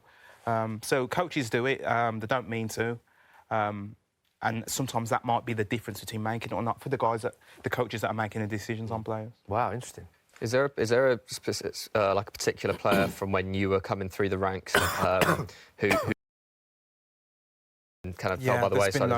There's been loads. So I've had players in my position that were set to earn themselves a contract at the club, and I was set to leave, you know, Aston Villa at the time. They got these big deals and big contracts. I sneaked a deal in last minute because there was enough numbers to get me in as well, and it ended up flipping itself. I ended up being the one coming through, and they, you know, sort of fell out of football kind of thing, and it happens. So it's that finer margin. And I think there's luck involved. I'm thankful, you know, every day for having the opportunity. Yeah, fair enough. OK, so back to the game. Chance for City. Ball whipped in from Sterling. Oh, it's the first chance again. Big chance for City. Was that Bernardo Silva who kept that? A bit of pinball there, wasn't there? It was. That was so good. Clear. That was probably the best half chance we've had in the game. Not been a lot, Will, so far. But you were glued to that chance, weren't you? I mean, I'm just hoping for a goal, really. I mean, the streams we've had today, we've not had much luck, have we? We haven't had much luck with the goals, no. Praying for the goals. I mean, it's very, very defensive from Chelsea, and like City are finding it hard to break them down. They are finding it must be offside. Is that not offside? No, it's not offside. Offside. Now we're talking. Corner for Man City. It's a bit better. Right, David Silva with the captain's armband wins a corner. He might have been off, to be fair. Really good. He's not happy. Absolutely fuming with the assistant there. He is adamant that was offside. But to be fair, the linesman's got it right. Well done. Very close. That's a great call from the linesman, actually. You should be screaming at David Luiz. The way the game's going. But David Luiz, he should be. David Luiz keeping him on. It is the right decision. It is a corner for Man City. 42 minutes gone. Are we going to see the first goal of the Carabao Cup final, Darius Vassell? No. OK. Calls whipped in. Oh! Good header. Not entirely cleared. It'd be good if the linesman He was right. If the linesman could give as good as he got, like, you know, Rudy give a shout. If the linesman go on, and then the linesman could just give it back to Rudy. No, it was on, mate. I can see from here. That's a good point, that. Is that from Zinchenko, that ball? Yeah, Great ball, yeah. Especially John Moss, if he was giving it back to the players. With the benefit of VAR as well. So Chelsea just been undone for the first time. Spoke about VAR there. We've got to get your thoughts on VAR. I haven't spoken about VAR in the earlier stream. Are you a fan of VAR? It's an interesting one, isn't it? Because we saw in the World Cup some good decisions were made. We've seen recently some bad decisions have been made. And it's very highly criticised when it's wrong. It's talked about when it's right. Where do you stand on it? I think it's a hindrance to the game if it still comes down to human interpretation. You know, if we go through all of that and it's still a human saying, is that right or not? Like the City handball in the way. Exactly, yeah. I think that it takes an element out of the game which was embedded in it, kind of thing. You sometimes used to hope you get a good referee, you know, in the game, you know what I mean? And that's how it was. And you'd alter the way that you play to a referee. So no fouls today, lads. This referee doesn't stand for stuff. So that would be a part of your tactics almost. But with VAR, it kind of streamlines it. It pushes you in the direction of, are we going to need referees soon in the future? Yeah. You know, 10, 15 years. Are we going to need referees at all? And I think referees are really important. I think they're a big part of the game. They add something to it, and I wouldn't like to see them. Chance for Hazard. First big chance for Chelsea. Great turn. Kepa moving in the box. Go down, man. Go down. I like that. So that's what you need, a bit more honesty. Chelsea are... This is going to be a lot closer than we thought. Is that what you would have done in that situation? I thought this would be a tight game. Just whichever way it comes. Finally, you can never... I did say this before the game. I was amazed with how many people were just adamant that City were going to win this. I did think this would be a very tight game. And Hazard proved that. Oh, he could have gone down. If he'd have gone down there, would that have been a penalty for you? Yes. But he could have got booked the opposite way to simulation. Because it possibly wasn't enough to really warrant. But you have to be clever. Otamendi definitely made a mistake there in sticking his leg out. So, could have punished him, but... So we're coming into the 45th minute. We don't expect there to be many... Chelsea deserve an awful lot of credit. They've been extremely to them to change the way they played in the last game because they lost 6-0. I mean, that's not a surprise, is it, to any of us? I don't think. But this is like the perfect storm. Like I'm sorry to bring Birmingham in, but when we lost 8-0 to Bournemouth at home, and then the next game we play Wolves and we draw 0-0, do you know what I mean? It's like perfect. Fair play, isn't it? 0-0. I think you're going to say 2-0. No, I mean that was a great point for us that then. Cross. Surprised as a Birmingham fan who talks about Birmingham so much, watching the Carabao Cup final, sat next to an Arsenal fan, Will. You haven't mentioned the League Cup final win, the famous win. Well, I can do it now if you want. Go on. I mean, it was just a great day. I didn't get to go myself, but I won £700 because I had 2-1 on, and Nikola Zigic to score first with a header. £5 on, 120 Was it Obafemi Martins who scored the winner? Yeah, Koscielny made the mistake, and Obafemi slipped in, and he nearly scored a third, which actually would have cost me my bet, but fortunately he put it into the side net. And fantastic day, and yeah. Oh! Wow. Goodness me. Well, we nearly saw the first goal for Man City, but that would have been in their own net. Which is a bit of a surprise. Otamendi heading it straight back, and it goes out for the corner. What is he doing here? Oh gosh! That doesn't look like it hit the part of his head. No, I don't hit the right part. No, he didn't know a lot about that, did he? So it's a corner for City. We're in the 46th minute. There's 1 minute of injury time, and what a moment this will be for Chelsea if they can score the first goal of the game just before the half-time mark. Willian is whipping this corner in. I actually quite want him to do it now. Yeah. So to believe. Oh my! No, it's a terrible corner, that, isn't it? Took his own player out. There is the half-time whistle. So it is Chelsea 0, Man City 0 in the 2019 Carabao Cup final. There's not been many chances. Maurizio Sarri, you'd like to think we're the happier of the two managers, wouldn't you, really? I think fair play to him. I think tactically he has made a change to the side, and it's made a difference. He's thwarted City for the majority of the half, if not all of it. It's how long can he keep that going? Yeah. Because he's got to score a goal at some. Yeah, so these are the scenes live at Wembley, you can see. City players heading back in. Pep, do you think Pep will change this at all? Because do you think he'll look at it and going, it's not quite working, or is he a patient manager? He's been in a lot of cup finals, he's won a lot of cup finals. What do you think? Yeah, I was actually thinking based on league form, but I think with Pep, he knows it's a matter of time before this City team breaks a team down and scores a goal. He's been through that situation for the majority of the season. He's seen it happen, so that makes me think he'd be patient. But with it being a cup final, he's obviously got that great cup final record. Amazing record, yeah. It wouldn't surprise me if he makes some sort of change. I'm not sure what it would be right now. I'm not sure what their problem is for City. Maybe they need to just stick it with it and move the ball around a little bit quicker, I think. You spoke about Sane, Dave, before the show. You were amazed that Sane wasn't starting. Is he a player you expect to come on the second half or feature at some point? I think Pep will give it another 10 minutes, because you say it's not like they're playing bad, it's just that they haven't quite kind of broken through, you know what I mean? It's like, it's not like I think as I said, it's almost like this. If they can just up the tempo a little bit, and then the cracks will start to form, and I think and you'd back someone like Aguero to score, wouldn't you? So I think he'll keep it as is for the next 10 minutes, and then maybe look to his bench. He's got a fantastic bench, hasn't he? Yeah, so. Amazing bench. Yeah, we talked about this strength in depth, and we certainly expect to be making a few changes at some point in the second half. But as we are at the half-time stage, amazing stats. We're looking at them now: passes, possession, shots. City dominate, but the one stat that matters is it is 0-0. So while we've got half-time stage, Will, should we get a little Q&A with Darius Vassell? Questions coming in? Yeah, lots of questions coming in. Kind of bookmark the best ones. It'd be great to talk about your time in Turkey. 3,000 people turn up to see you at the airport. Yeah. Is that something you expected? And how was the experience? I was asleep on the plane. Yeah. We arrived to the airport. I remember my agent saying apparently there's a few people here to see you, or whatever. So you walk through, got all my bags and all of that sort of stuff, and then I could just hear boom, boom, boom, boom, boom, boom, and oh gosh, walk round the thing. The doors slid open. Yeah. And then the colours of the team were yellow and blue, and there was just yellow and blue balloons, scarves, decorations and all that, all around the whole of the airport exit. And there was just, obviously there's loads of people at airports anyway. Yeah. But there was people, but they all had all of these colours on. Wow. Flowers and women and dancers and flames, and it was crazy. And obviously they were singing they've got the song for me, Darius Vassell song or whatever. They were singing that as well, and I was literally shattered, just got off the plane, and that livened me up, put it in that way. And all I could think of was where is my vehicle, like the pickup vehicle, so I can jump in there and just get off, because I don't know what the hell's going on. But they were nice. It was nice because, I don't know, I'd never experienced it before, and it was welcoming. It felt like, because this is their city, of course, and it felt like they really wanted me to sign. I never arrived at that point to sign any sort of contract. It was just to have a look at the club. Oh, was it? So obviously the club had worked out that I was coming to have a look and made sure that they got that all sorted out and organised. And then obviously I've got everyone back down the airport. Yeah, I've got back on the plane to go home. I thought, I've got to sign. Imagine you signed for their rivals after that. Great first question, Will. And a part of that time in Turkey as well, there's a story with a goat as well on your welcoming. Yeah. So that's been spoken about a couple of times now. Yeah, they sacrifice animals sometimes for extra luck or spirituality within a team. And that's something that I've spoke about recently and written about in my book as well. But they sacrificed a goat before a game, and it was the first time I'd ever seen it happen, and I wasn't expecting it. And all I can think of is the goat, because he looked at me as if to say, "Oh." That's what he felt like he did anyway, as if to say, "Don't let him do it." But but this is me. I'm dramatic like that. You know, so poor goat. But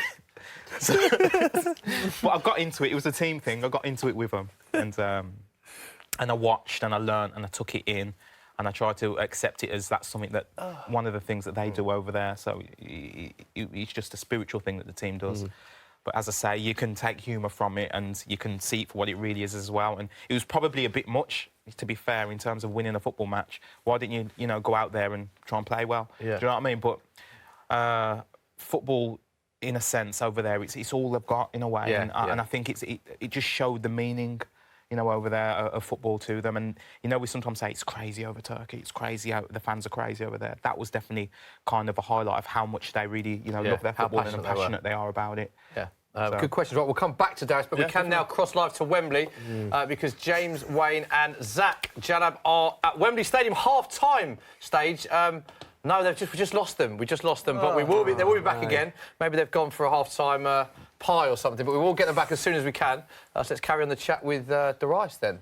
Let's go back to the questions, Will. We'll come back to them as soon as we've got the stream up and running. Well, being from Birmingham, obviously, I'm unfortunate to have a lot of Aston Villa fans who are friends.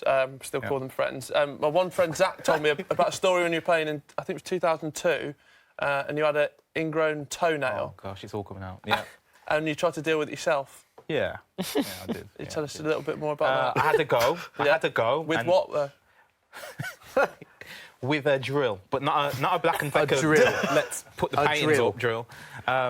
It was a HEMA drill.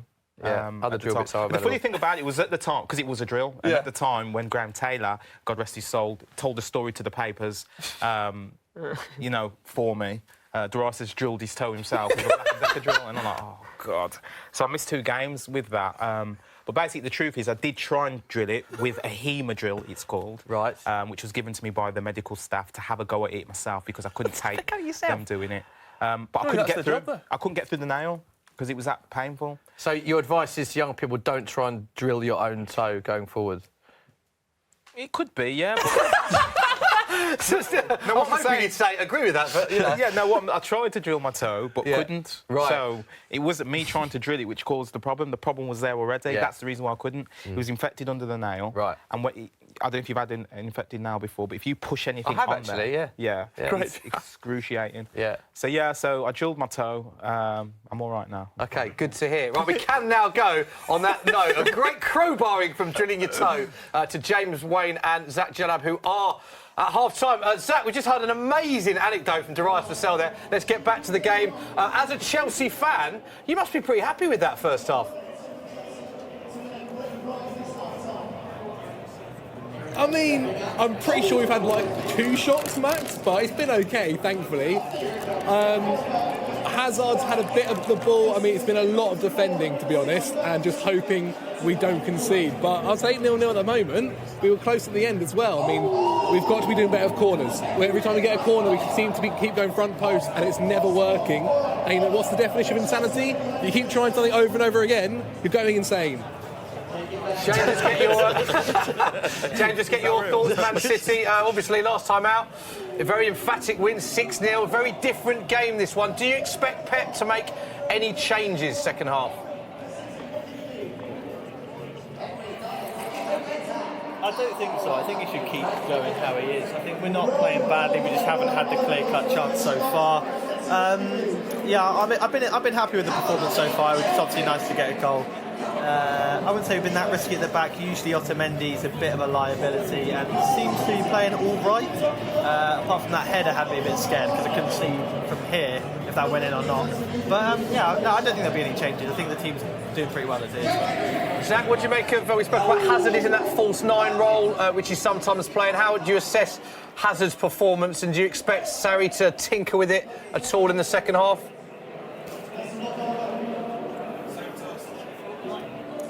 I mean, he's been okay so far. He's not really had a lot of the ball, and when he has, he's taken it well. We all know that Sarri likes substitutions that are very that are the same essentially. Centre midfield, I expect Kovacic to come on. I expect Hudson-Odoi hopefully to feature for a little bit. You never know what he can do, and more than likely Gonzalo Higuain. I highly doubt even that Giroud will be the one to come on, unless it's getting to dire strengths and we have to go with 2 strikers up front at some point.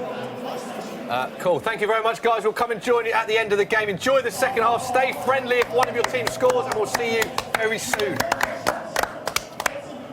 Cheers, guys. Good point Zach made about Callum Hudson-Odoi there. We saw with him with Sarri when he wasn't playing. Is he someone you'd like to see play? From a Chelsea point, from definitely. a neutral point of view, because he should be given game time. He's extremely exciting, and you only have to look at what some of the other young English players have done, like the guy like Dortmund and Reece Nelson at Hoffenheim. Give him a chance. Sancho, you know what I mean? It's like you know what? I don't think he's going to do any worse than what the Chelsea winger. Well, I don't know if they're not really even playing with winger, but he at least has the ability to take a player on, and that's what you want to see. Okay, before we get back to the second half, we've still got a few minutes. Should we go carry on with the Q&A with Darius? We had some good questions there. Yeah, lots of questions coming in. Brighton fan number 1 says, "Who is your favourite roommate of all time?" Oh, good question. Again, my best mate. We lost him last year, J. Lloyd Samuel. He was my roommate at England when we was together under 21s. And obviously at Aston Villa, so that was all through the youth system. So easily, without a shadow of a doubt, and we'd be making up dances and all kinds of stuff in the room. We'd be talking through the game, obviously, as well. We just spoke about everything, yeah, definitely. So easily my best roommate, and I wouldn't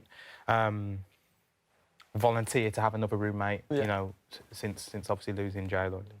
Fantastic. Menez18 says, "What's the goal you've scored that's meant the most to you?" So maybe not the most outrageous, because that's probably the bicycle kick. Yeah, I think beating Manchester United, excuse me, whilst playing for Manchester City in the derby, my first derby at home when I'd moved to Man City. That always rings a bell. It meant a lot to me. We won the game 3-1. Myself scored, Trevor Sinclair scored, and Robbie Fowler scored at the end. And I had a really good game, played start to finish, and just the build-up to that game. I remember I was used to derbies anyway, Birmingham City and Villa, where this was different. I thought Birmingham City Villa was the biggest derby that could ever be. You're saying it's not? No, it's not. But Manchester City and Man United, that was massive. And being in a city which I'm trying to sort of get used to and learn, and realising that I now have a kind of say, you know, in how people are going to be feeling in this city after this match, and then coming up with the goods. That was massive for me. And again, it showed the people in Manchester that I was a recognised player, that signed somebody, although not for a lot of money, but somebody who was going to help their team be better. That meant a lot. You know, you mentioned the derby, because when you were at Villa, obviously, you're probably more of the favourites to win that when you played Birmingham, but obviously going to Manchester, it was on the other side. Did you prefer chasing the game that way? That's probably what made it bigger. So being the underdogs and going out and beating the main team in the league, you know, in that sense, and giving your fans that glory, you know, to take to work or to take to school or take home with them. That was my first taste of that, so that rings a bell, and that's probably the one. Wow. One time for a few more, yeah? Yeah, one from Obed Isaac. He says, "Are there any defenders that you hated playing against?" Great question. No, but there's defenders which were more difficult than others, and it's a good question again. There's 2 that springs to mind, and I do get asked that question a lot. So it's Rio Ferdinand and Ledley King. The amount of players that say Ledley King, it comes up all the time. Because Rio you expect, and the players like that, but Ledley King comes up a lot. Them 2 were difficult to get the better of. It's normally only a matter of time. Obviously, I got the better of Rio a couple of times playing against Manchester United. But Ledley King, I don't actually ever remember beating Tottenham, with me being instrumental in the win, or getting the better of him. He was just always there, you know, right by me. I'm supposed to be quicker than everyone, and he's still there. Do you know what I mean? So, it's the amount of players that say that. Do you think that how high, or how far, should I say, would Ledley King gone if he'd not had the injury problems? Yeah, so he'd have had? Because of his ability and how good he was and the position that he played, he'd definitely still be playing, I think. I'd still be playing somewhere. He's obviously my age. Gareth Barry's still playing. Gareth Barry's my age. So I think Ledley'd still be playing. And how far would he went? His England career was just getting underway, wasn't it? He was getting some games for England. I think he scored a goal. I don't know. He would have, the way football is now. He possibly would have got a big move because defenders like that. It's not easy to get a defender who's so solid and so good on the ball as well. And that's how the direction football's going at this moment in time. The good thing about Ledley, he could play off both feet. Yeah. So he didn't really have a weakness. So imagine him not having the ball. From a striker's point of view, you want to take him down one side, he's a weaker side. There wasn't really a weaker side. So if he had an injury, you say he would have moved from a small club like Tottenham to a big club. Oh, here we go. One more question, Will, before we get back on the way for the second half. Yeah, one final one. It's from Room Cobra. He said, what is the first thing that you bought with your first football paycheck? Or is there like a lavish thing that you bought? Yeah, there is, and I'm not sure. I'm not sure he'll remember these, but I bought a pair of Rockport trainers. Oh yeah, with the steel toe. That's the one. With my first wage packet at Aston Villa, £400 they were, and I think my wage packet was £350. So wow! I had a bit more to pay off on those. Yeah. I don't know if they're out anymore. I don't know if you guys. Well, they probably last you 20 years. Those Rockports. Still got them, yeah. Still got Oh, brilliant! What a great thing to buy. Yeah, fantastic. That, I didn't expect that. Yeah, I didn't. Did you get them from the ball ring? Did you? Yeah, ball ring. Yeah, you go. Did you actually get them from the ball ring? Did you? Yeah, of course you did. Brilliant. So on that note, I don't think we can top that question. Keep your questions coming in. We will go to Durant Show with more questions in the second half. But big news. These are the live scenes right now. Big substitute. Vincent Kompany is coming on. That is a half-time sub. We did say, didn't we? Would he make any changes? And he's straight in at half-time, bringing the captain. Vincent Kompany, of course, won so many trophies, been so instrumental for Man City over the years. He's on for Aymeric Laporte. Laporte making his League Cup debut today in a cup final because he hasn't played in any of the other matches. He was an unused sub in last season's cup final. Vincent Kompany, what do you make of that one? That surprises me. Injury. I believe that'll be an injury. Laporte is a very good player in possession, doesn't give the ball away, and he'd be instrumental in this side's second half performance. So if he's off the pitch now, Laporte, I believe there's an injury. Yeah.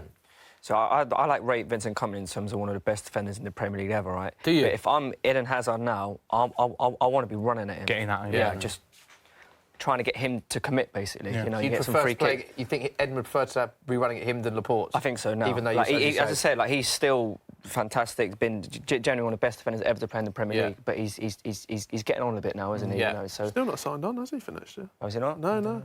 His contract's still up for negotiation. So back underway in the second half. Good start from Chelsea. Straight down the right-hand side, Pedro. And he's been fouled. The ref gives a foul. Good stuff, Chelsea. Free kicks, Zinchenko. Fouling Pedro. It'd be great if Chelsea did get the first goal. Interesting to see how this one pans out. No goals yet. Still needing the goal on this stream. That's a bad, sad indictment of today's streams, isn't it? We've had no goals. No goals. Well, let's not forget about Arsenal's too. Yeah, it's true. Yeah. True. Quite muted celebrations from Dave, considering previous Dave Jackson celebrations we've had. I had a bit of a late night last night. OK. I was feeling a bit tired. Makes perfect sense now. Yeah, exactly. Free kick goes to nothing, and it is Chelsea appealing for a corner. Not given. Azpilicueta jogging back. Chelsea captain for the day, Cesar Azpilicueta jogging back, and it is a goal kick for Man City. 46 minutes on the clock. Interesting to see. Surely we're going to see an attacking substitute for Man City at some point. It would be nice to see Leroy Sané. Sané or... Very nice. So we'll just remind you of the team. It's Kepa, then it's Azpilicueta, Rudiger. David Luiz has been booked. I missed that. Kante, Jorginho, Barkley, Pedro, Hazard and Willian. That went so quickly I missed off a Chelsea player there. Emerson, Palmieri. Thank you very much. Edison, Walker, Otamendi, Kompany, Zinchenko. Kompany's just come on for Laporte. Then it's De Bruyne, Fernandinho, David Silva. Also got Bernardo Silva, Sergio Aguero and Raheem Sterling. So they are the team's one substitution so far. That is the Kompany one for Laporte. And, of course, David Luiz with the only booking of the day so far as Chelsea City on the attack slightly. Nice to see an early goal, Dave, wouldn't it? It would, mate. It'd be lovely. Very nice to see an early goal. It's the same with like Man City's attacking players. The fact that David Luiz is great ball. Oh, come on! It's almost like the fact David Luiz is on a yellow. They should be trying to like force him into a tackle. Yeah, totally agree. That's good from Ball whipped in, and David Luiz clears the danger. Striker! Nice moment to talk about Fernandinho. Obviously, that's not his best moment in a City shirt, pumping it into row Z. But he's a very important player for Man City because if an Aguero gets injured or a Sané, they've got like-for-like players. But Is it fair to say that if Fernandinho got injured, they'd have a big problem there in that position? I believe so. I think they've tried to sign players similar to that in the past. I don't think they're there anymore. I always think he's better out of possession in terms of keeping it solid, keeping it tight, winning the ball back. Then he obviously is in possession there, as you can see. He snatched at that chance. Yeah. That's not to say he's not capable of scoring from that area, but I think that he's putting that side for keeping it solid, out of possession more than he is for making that, special pass or scoring a special goal. Yeah. We saw that shooting's he's not a goal scorer, is he, though, from that? He's not, mate, yeah. Is that like melon nice, is it? It's a very nice melon, yeah. I hope you're going to give me a longer answer there, mate. See, what you've done well there, Smithy, is you've gone for the soft fruit where I accidentally picked up the crunchy crisp which you can't eat on a live stream. Subtly get away with it. Presenting 101, that is. What they're talking about on the stream, Will? Go to you for trying to snack watch time when it's 0-0. And obviously with Sarri probably odds on to be leaving, if not anytime soon, who do we think will go in at Chelsea? Oh, good question. Do you think he's definitely... I mean, first, there's two parts to that question. Do you think he's definitely going to be definitely going? The way that Chelsea get rid of managers... Even if they win this match and they win a trophy this year? If they win this match, and it's completely different, because then they might have gone a bit of a run, They are still... If they win the game in hand, then they'll be joint fourth with us, wouldn't they? Yeah, so it's like, If they win this, they win a Carabao Cup. I mean, there's a great chance they're in the Europa League. Because I don't think there's the quality of teams only really. I mean, I'd be amazed if one of Chelsea or Arsenal don't win the Europa League. No disrespect to other teams. We've got Napoli's in there. You've got Napoli as probably the other team. But decent. You've got to fancy if Chelsea win a trophy and finish top four. Would he not argue that that's a successful season? I would say that's success. But this is Chelsea we're talking about, isn't it? You know what I mean? They just get rid of managers. Left. And they've had success by doing that as well, isn't it? It's not just like the... Kepa with a nervy moment there, picked the ball up but just dropped it down. Aguero was sniffing around, but they cleared the danger. McCubbin, Sarri situation, do you expect him to go? The problem is, for me, is that I don't see what outstanding candidate comes back in. They're not going to do the same thing as before. I can't see them getting Gus Hiddink back in, in the same way they used to do. Yeah, I just can't see that. And it's in the past, it's kind of worked because a manager hasn't worked out for whatever reason, say AVB, but that was a Chelsea team who had been challenging for the title the previous season. This Chelsea team obviously won the title a couple of years ago, but last season even things started to come unstuck with Conte. They, that fell apart and Sarri came in. I just don't see what the next step is. They've got such a they've got a squad overhaul which is going to have to start this summer if they can appeal this transfer ban. Which I think they will from the quotes that came out of the club. They hope so, but or they just bring in young players. But I think it really goes beyond the manager. Obviously, people talked about that with United, with Mourinho and whatnot, and Solskjaer's worked out just about. But with Chelsea, I don't know. It's a difficult one. There's so much more than just that. I just don't see which manager comes in and galvanises this squad. Really, I don't know if it's a simple case of a new manager coming in and Kante playing CDM again. I think there's other more deep-rooted problems with this Chelsea team. Interesting. The Sarri ball. Do you know what that is? Not directly, no. I was getting an idea of it when it was being touted out and sort of stuff, but it's not much at the moment because considering the results, obviously, that Chelsea.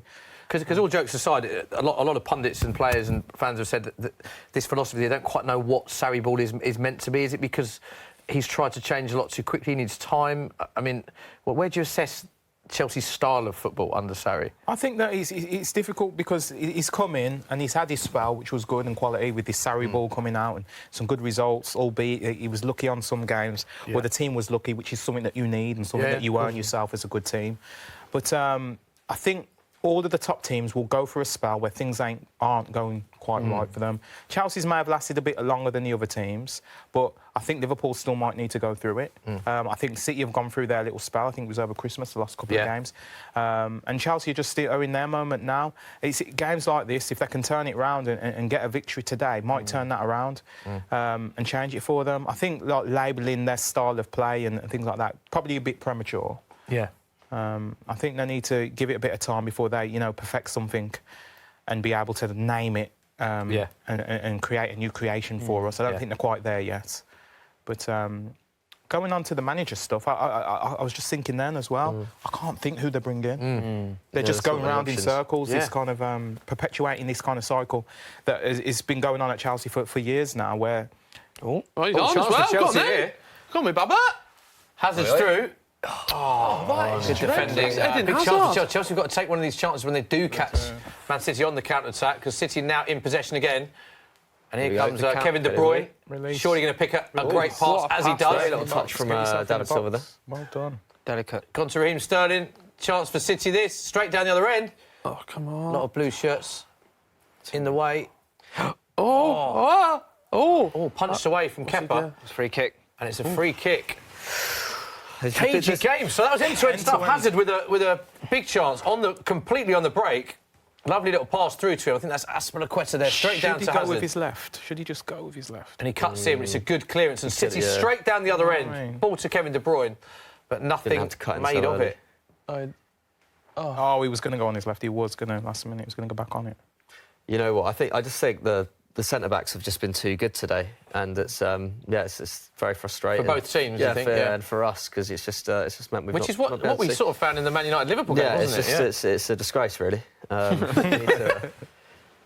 We need leaky defences. This is what makes exciting games. Yeah. But yeah, no, both teams look capable of scoring. It's just like Otamendi was fantastic in that one-on-one, and Luiz and Rudiger haven't looked particularly shaky, but. We spoke about Sarri and Chelsea, where they're at as a team. It's interesting that their record this season is exactly the same as they had at this stage last season. Played 26, won 15, drawn 5, lost 6. It's exactly the same.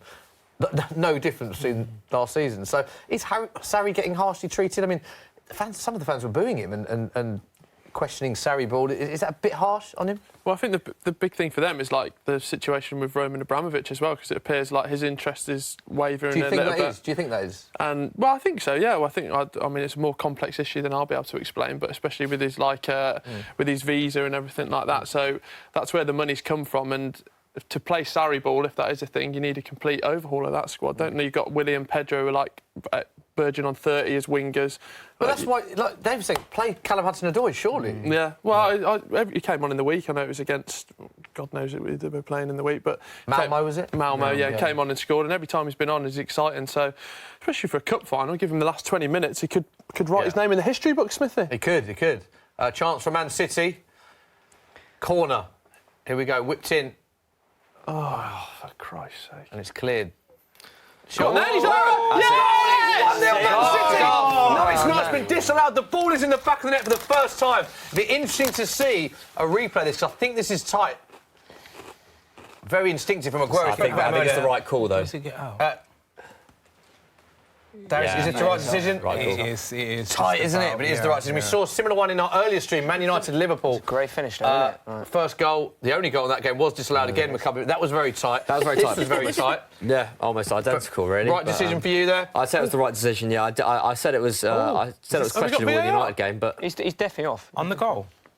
I think it's good. He is checking. John Moss is checking with VAR because the ball's in the back of the net. The goal was disallowed. The linesman's flag up for offside, but we are just confirming. He's just going to VAR to see whether he is offside or not. And actually, looking on the replay, this is a huge call for John Moss to make. He's going to VAR. Aguero's back is towards the goal more than is that Rudiger there, but the feet look level. This is a huge call for John Moss. Having looked at it again, Darius, what are your thoughts? That's level for me now, feet-wise, and I think that's what you got to base it off. Not given. He's not given the goal. Not given because he's not celebrating. Interesting. I don't think it's not given. I don't think they pinpointed the right moment. The goal has not been given. McCubbin. I don't think they big moment in the game there. I don't think they pinpointed the right moment there. I would be interesting to see, but with the other camera angle, to be fair, it was the other camera angle. His foot looked clearly offside. Yeah. So I don't know whether I don't know.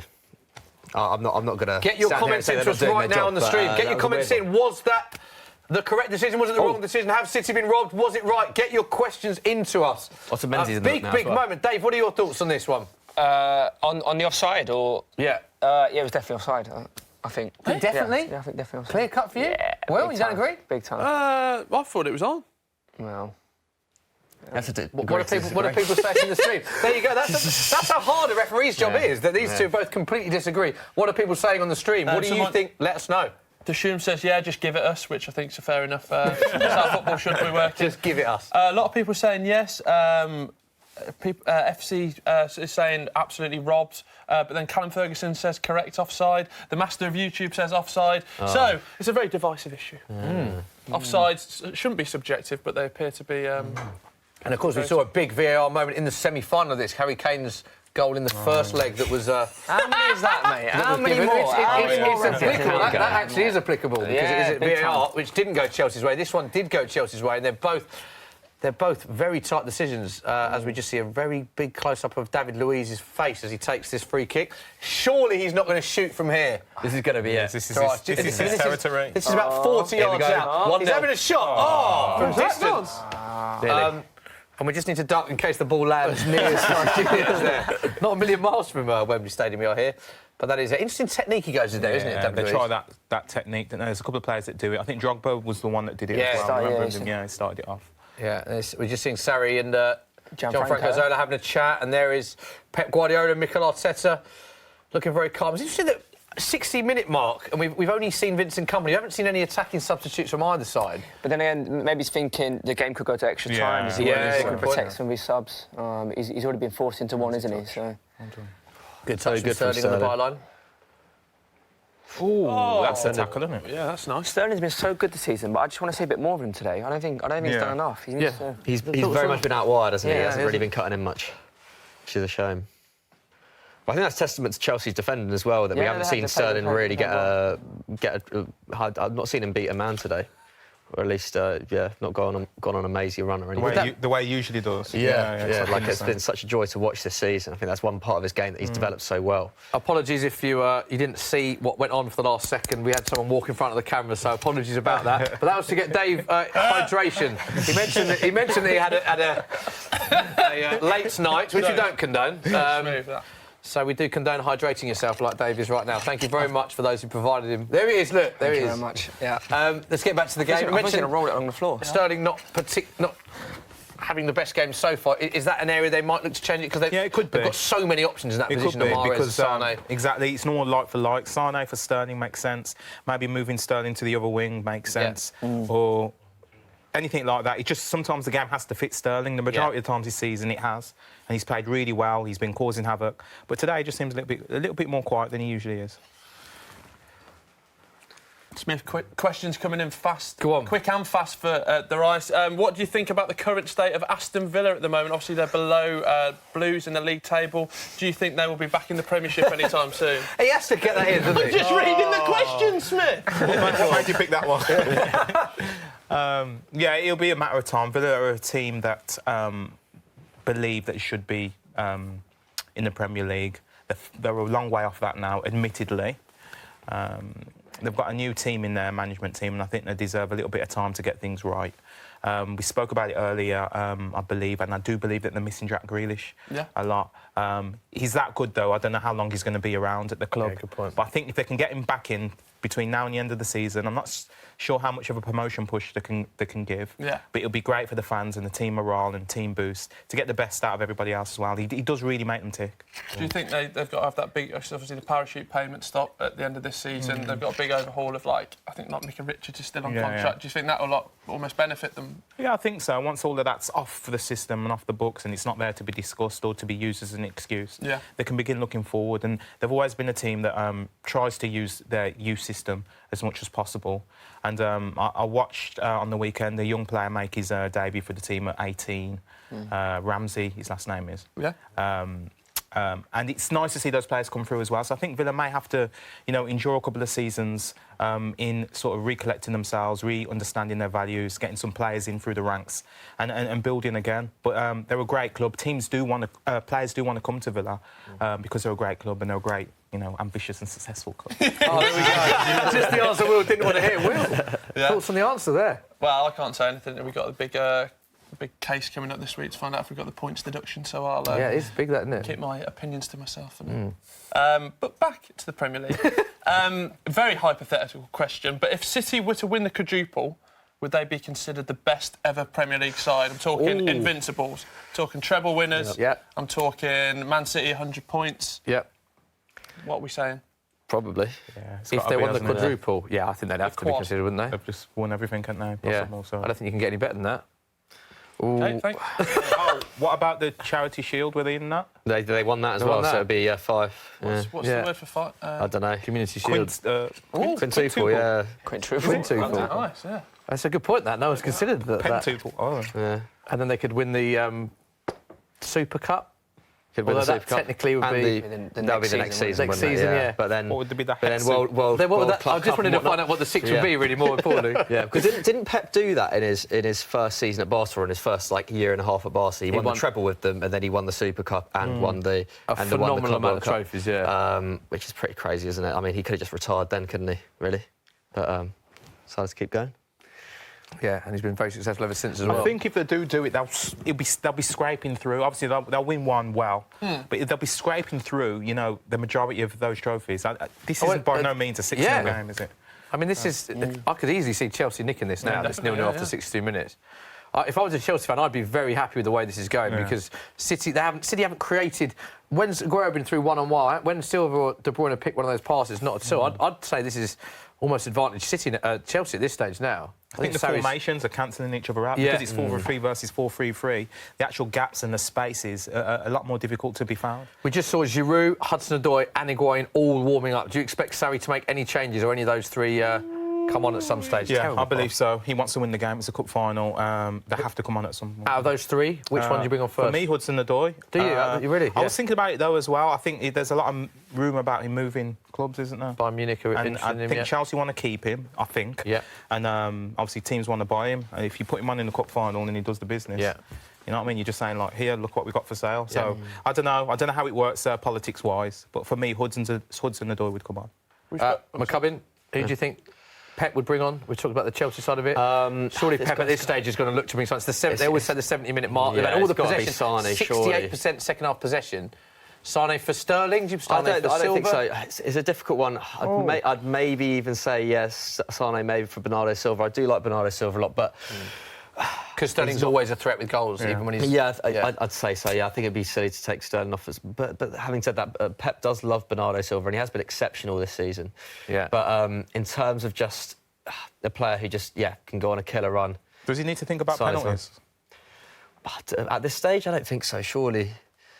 Worth pointing out that both these teams have won a penalty shootout in this competition. Man City beating Leicester and Chelsea beating Spurs. So, I mean, in terms of who he puts on, I think he's got to focus on trying to win it in 90 minutes first of all, surely, because you've got 25 minutes here and then another half an hour of extra time. If it does stay 0-0, I wouldn't be thinking about it right now.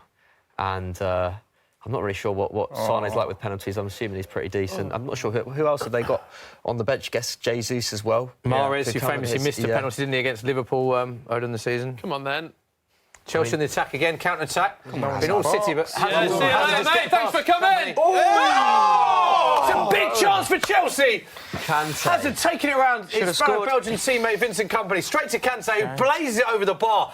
Big chance, Darius, there. Massive chance, a shame. And if they were going to ever score in this game, that's the kind of chance they were going to score, wasn't it? They were going to break away, catch up Hazard. Here it is. Just needed good contact and... Great pass. Oh, it's narrowly over the bar as well. It's not a bad effort from Kante, that, actually. It's always difficult when you're running towards the ball at pace.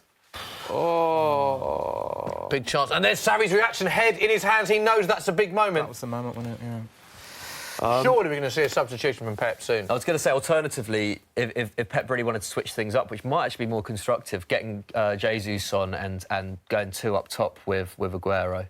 So maybe taking Bernardo off, or trying to think who else he'd take off in that maybe one of KDB or David Silva, because they have been really good when they have played up top together. Not so much this season, but if they need to switch up the system, which they might have to get through this Chelsea team, that might be an option. So still 0-0, big chance for Chelsea, but Man City continue to dominate possession, getting a lot of the ball. Bernardo Silva's been on the ball a lot this game, hasn't he? Yeah. The one thing I've sort of noticed is well, you see Man City, and they've always had the amount of times they have Kevin De Bruyne, that sort of quarterback pass, that really quality pass to unlock the defence. I haven't seen many of City, these sort of 20-yard passes. We haven't seen that at all, really, this game, have we? Like, Chelsea defended really well. Yeah, they've been good. They've been, really compact. They're sticking with the play. They're not allowing there to be, many gaps to exploit. That's what City are good at. If they find a gap, they exploit it quickly and capitalise, and haven't been able to do that as much today. Here's Bernardo Silva taking around William. Lovely feet there. Oh, Wizard. Flick it. Oh. See, that's got to get wide early for me. Zinchenko. Sterling on the ball out wide, the left-hand side. But there's just a lot of dark blue shirts. Bodies, to get loads of Chelsea bodies, but they can't find a way through. I think he's going to have to sacrifice one of them midfielders, maybe like a David Silva. Has he got David the legs Silva, really? Well, I think you've got to look at it. Has he got the legs to do 120 minutes? Potentially not. And then, because I think Man City needs to get a bit of width in there, so maybe bring like a Sane on. Yeah. Stretch or even Jesus, or even like Mahrez. Just stretch him a bit. Yeah, just a bit more width. 68 minutes on the clock. Still all Man City with the possession, but they haven't actually created many chances at all. Kyle Walker going round. Sterling in the box. Just one too many. Ref, what are you giving? No, he's not giving it. Play on. He didn't have the ball, did he? And this is where Chelsea have looked quite dangerous, actually, on the counter-attack with Eden Hazard, and he wins another free kick. Hazard's played well, He could have released the ball earlier. He could have done it. I think he drawed that foul, didn't he? Yeah. He forced him into it. So while we've got a foul, we've got a bit of quiz time again. Yeah! Great quiz time. We love quiz time on their Football Social, Darius. This is a hard one, but it's a very good one. Darius Vassell became the first player to score in his England debut since the start of the 21st century. There have been 10 other players to score on their England debut since. Can you name them? Dave Nugent. David Nugent is one. Well done. Rashford, I believe. Marcus Rashford is another one. Well done. Wayne Rooney? Don't think he did. Wayne Rooney is not, no. What was the name of the fella who played for Southampton and went to Liverpool, right at the end? Correct. Ricky Lambert. Yeah, Ricky Lambert is one. How many is that? 3? That is 3 out of 10. What's the furthest back? We're not talking like Jimmy Greaves. 2003 is the furthest back. I believe that. 2018 is the most recent. I believe there's a defender in there. There's got to be a defender. Sorry, Callum Wilson? Callum Wilson is one, correct. Play at home as well. Let us know on the stream in the questions. Whilst it's 0-0, get involved on the comments section and read out any that they're saying. Just repeat the ones you've got. You've got Callum Wilson, you've got Ricky Lambert, you've got David Nugent. Marcus Rashford. And you've got Marcus Rashford, 4 out of the 10. 6 remaining. Let us know in the comment section if you can get this. Speaking of England goals, I was going to say to Darius, because I'd kick myself if I didn't ask you this or didn't mention this. One of my great memories of being a kid watching England was that Euro qualifier against Turkey. And I remember you talking about keepers before. I remember in that game, do you remember Rusty, the Barcelona and Turkey keeper? I remember he was having one of the best games I'd ever seen a keeper have. I think I was only about 10 years old at the time. But you scored the goal that won the game. Yeah. And that was a big goal in that Euro qualifier. So I was just, I was thinking, like, maybe it's a bit, I thought it was a bit surprising that you got such a good reception in Turkey as a result, because that was such a big game. Be strange, So they knew who I was from that game, but at the same time, they were still happy that I was coming to the country to play my football there. Yeah, I remember that game. A lot of the fans got onto the pitch. I remember that. It was crazy, wasn't it? Yeah, brilliant. And that got us qualified for the competition, finally. Great experience, that. Good memories, What's it like being scoring a goal and then just having all these random England fans surrounding you? Is there what's the feeling like in that? I mean, I want to say it's the best feeling ever, but maybe I'm still yet to find out what that is. But no, it's a great feeling. It's a great feeling. What it is that you want to experience it with them. So it's the fact that you've contributed to their happiness. Obviously, you're happy yourself that you scored. And I remember us just all jumping together, like all of the fans and England players. I remember Paul Scholes walked over and he was going to get involved. I remember him just turning around and saying, "No, I won't have none of that." And he got back. Chance for City on the attack here. Slip him. On the edge of the box is a big chance for Man City. Great breakaway from the ball. Come on. Kevin De Bruyne. Has he got a booking already, Rudiger? From Rudiger. I don't think no, Luis. We're still playing the game as well about the England debuts, don't forget. 10 players since Darius Vassell to score in their England debut. We have got 4. The 4 that we've got are Callum Wilson, Lambert. Who are the other 2? David Nugent, Marcus Rashford. David Nugent and Marcus Rashford. Jamie Vardy. And Callum Wilson. There's some high-profile ones in there. Callum Wilson is one. Jamie Vardy. Jamie Vardy's not. Harry Kane. Harry Kane is one, yes. Oh, classic. That was from SOS team.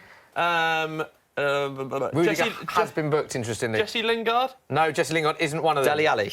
Dele Alli isn't one of them. Stephen Corker, says someone. Stephen Corker is one. Oh, wow. On his only cap for England, he got a goal. That was, Where's that from? That was from Ellis Cook and Brighton fan number 1. Well done, Ellis Cook. Very good. Hamzo boy. Raheem Sterling. Raheem Sterling wasn't one. Andros Townsend. Andros Townsend Nice. was one. Who said that? That was Will Brazier from Bromsgrove. I've got a shout here. No, that was Sam Holland. OK, we're going to pause that there because we've got a big chance for Man City. 72 minutes on the clock. Free kick. Oh, nice save for free kick as well. Kevin De Bruyne and Bernardo Silva over it. Over the bar. This is it. Oh, it's over the bar from Kevin De Bruyne. The bad news is there's still no goal. The good news is we carry on playing the game. Don't Ashley Young left. Ashley Young. Is Ashley Young one? Ashley Young is not one. Theo Walcott. Theo Walcott is not one. These are all... Jack Wilshere. No. James Beattie? No.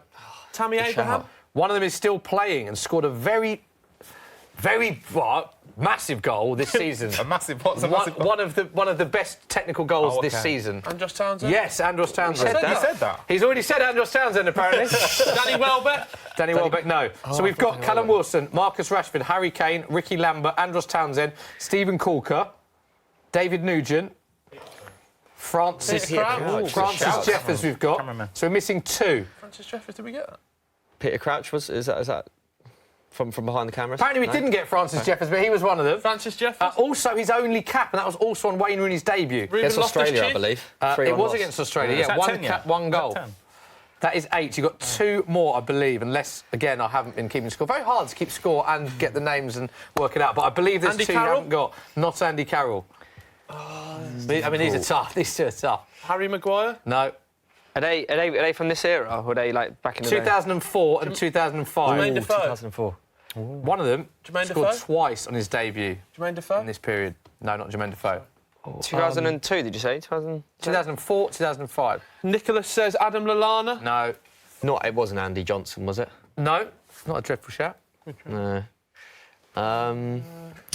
2 on his debut. Daniel Sturridge. No. Oh, I thought that was one there. Jamie Vardy definitely wasn't one there. No.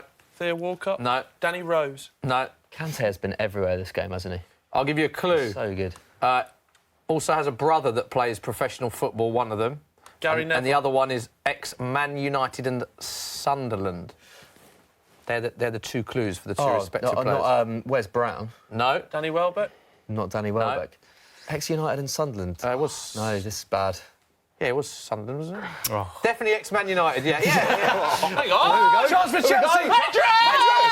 Oh, what is he doing? Dreadful. That's the chance. He's got to smash that, surely. Sean Wright Phillips. Sean Wright Phillips is one of them, yeah. Go on, 2004, the other player.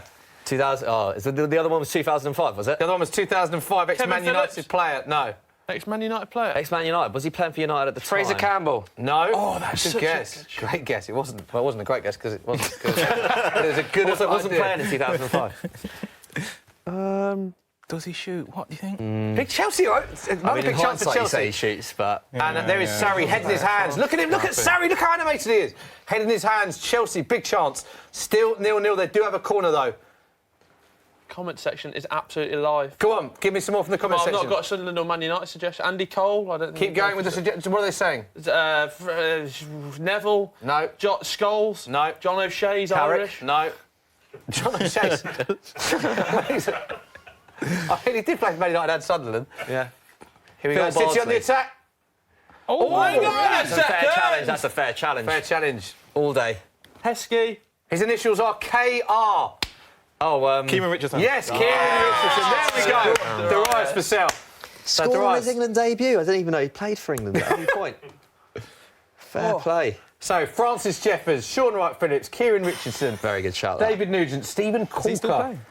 I think Ricky he Lambert, might be, you know. I think he might have Andros gone Townsend, abroad. Harry Kane, Marcus Rashford, Callum Wilson, and of course, Darius Vassell scoring on their England debut. Good quiz. Did we enjoy a quiz? That was beautiful. I'm sure the viewers at home loved it as well. Yeah, well, it was. I mean, we've got to talk about something, haven't we? Definitely up there in my top 5. Great question from great question from Mitch. Said, "Will we ever see a goal again on the Football Social?" No. Who asked that? That's from Mitch. Mitch, that is a brilliant question, Mitch. I like that. Dave. I don't know if we will. Yes, we will. We are going to see. I just think about this Chelsea. There's no pace in this Chelsea team. But they've come the closest to scoring, though, in the last 10 minutes. two really good opportunities. I think it's massive advantage Chelsea now. You think? Well, massive advantage. Only 10 to 10. Completely nullified. And when have you seen City create so little in a game this season against anyone? That's a good point. With the possession as well. Yeah. Chelsea in the counter-attack, Kante had that big chance. You saw Hazard cutting in Pedro. And this is where, like, you can definitely... the kind of pro-Sarri talk will start, because he's probably the only manager, aside from... Actually, no, Klopp hasn't even managed to beat this City team. Probably the only big manager this season to have actually been able to stop Pep. And that's got to count for something, surely. You know, when you can go toe-to-toe with probably the best manager in the world. Do you mean in terms of nullifying the fact they haven't scored? Because obviously, even Crystal Palace won, but 4-3, you mean? Yeah, for sure. Like, Palace obviously beat them, but were probably a little bit fortunate to do so. When you saw that Chelsea-City game at Stamford Bridge, it was like Chelsea fully deserved to win. It was a tactical masterclass. So if Chelsea can do it again today... he's got credentials. Like, you can't, you know, he is one of the top managers in Europe. Yeah. It's a difficult one. Yeah, we've got a price boost on your screen right now, which is animating. Da-da! There it is. Sterling to score the first goal in 90 minutes. Of course, it is still 0-0. 16 to 1. That was 20 to 1 you can get for Sterling to score the first goal in 90 minutes. That is the Sky Bet price boost. You must be over 18. That's good. Full terms and conditions apply. There we go. It's lovely. 20 to 1. It's 20 to 1. That's definitely a tenner, isn't it? Isn't it? Maybe a fiver. Hudson-Odoi. Couple of subs as well. So Pedro is off. You said you wanted to see Hudson-Odoi. We're seeing Hudson-Odoi. What a moment for this young lad. This is coming on in the cup final. Good period of the game as well. 10 minutes to go. Almost like nothing to lose, isn't it? As he takes a penalty later on and then misses. But at this stage, it's He'll score the winner. freedom. And what a moment that will be if he does manage to Come on, to get on the score sheet. 79 minutes gone. Chelsea 0, Man City 0, and Chelsea on the attack. Will, help us out. So some of the questions have dried up as well, because Brighton fan number 1 just says, what do you think of Lewis Dunk? But I don't think that's connected to anyone on the panel. To be fair to Brighton fan number 1, he is one of the top contributors on Football Daily. Yeah. Is he? Comments on every single video. McCubbin, you a fan of Lewis Dunk? Big fan. Yeah. He's actually... I feel like we have to talk about something, and he's had an all right season. 78% possession in the last 10 minutes. Not Lewis Dunk, Man City. That's incredible. They've done nothing with it. Great Chelsea question seem to be the side. for Darius as well. What's the most memorable game you've played in of your career? Ooh. God, there's been so many for different reasons. So not including the England debut, memorable. You'd have to go across. I'd have to say more than one in each team just to give it justice. We've got no goals, yeah. So England will be my debut, definitely. That even beats, you know, going to the Championship, European Championships and World Cups. Yeah, my debut for England. For Aston Villa, again, my debut for Aston Villa. For Man City, I've explained before, beating Man United at home at Man City, great feeling. Abroad in Turkey, I played for Ankara Gucu. We had sort of a derby game over there.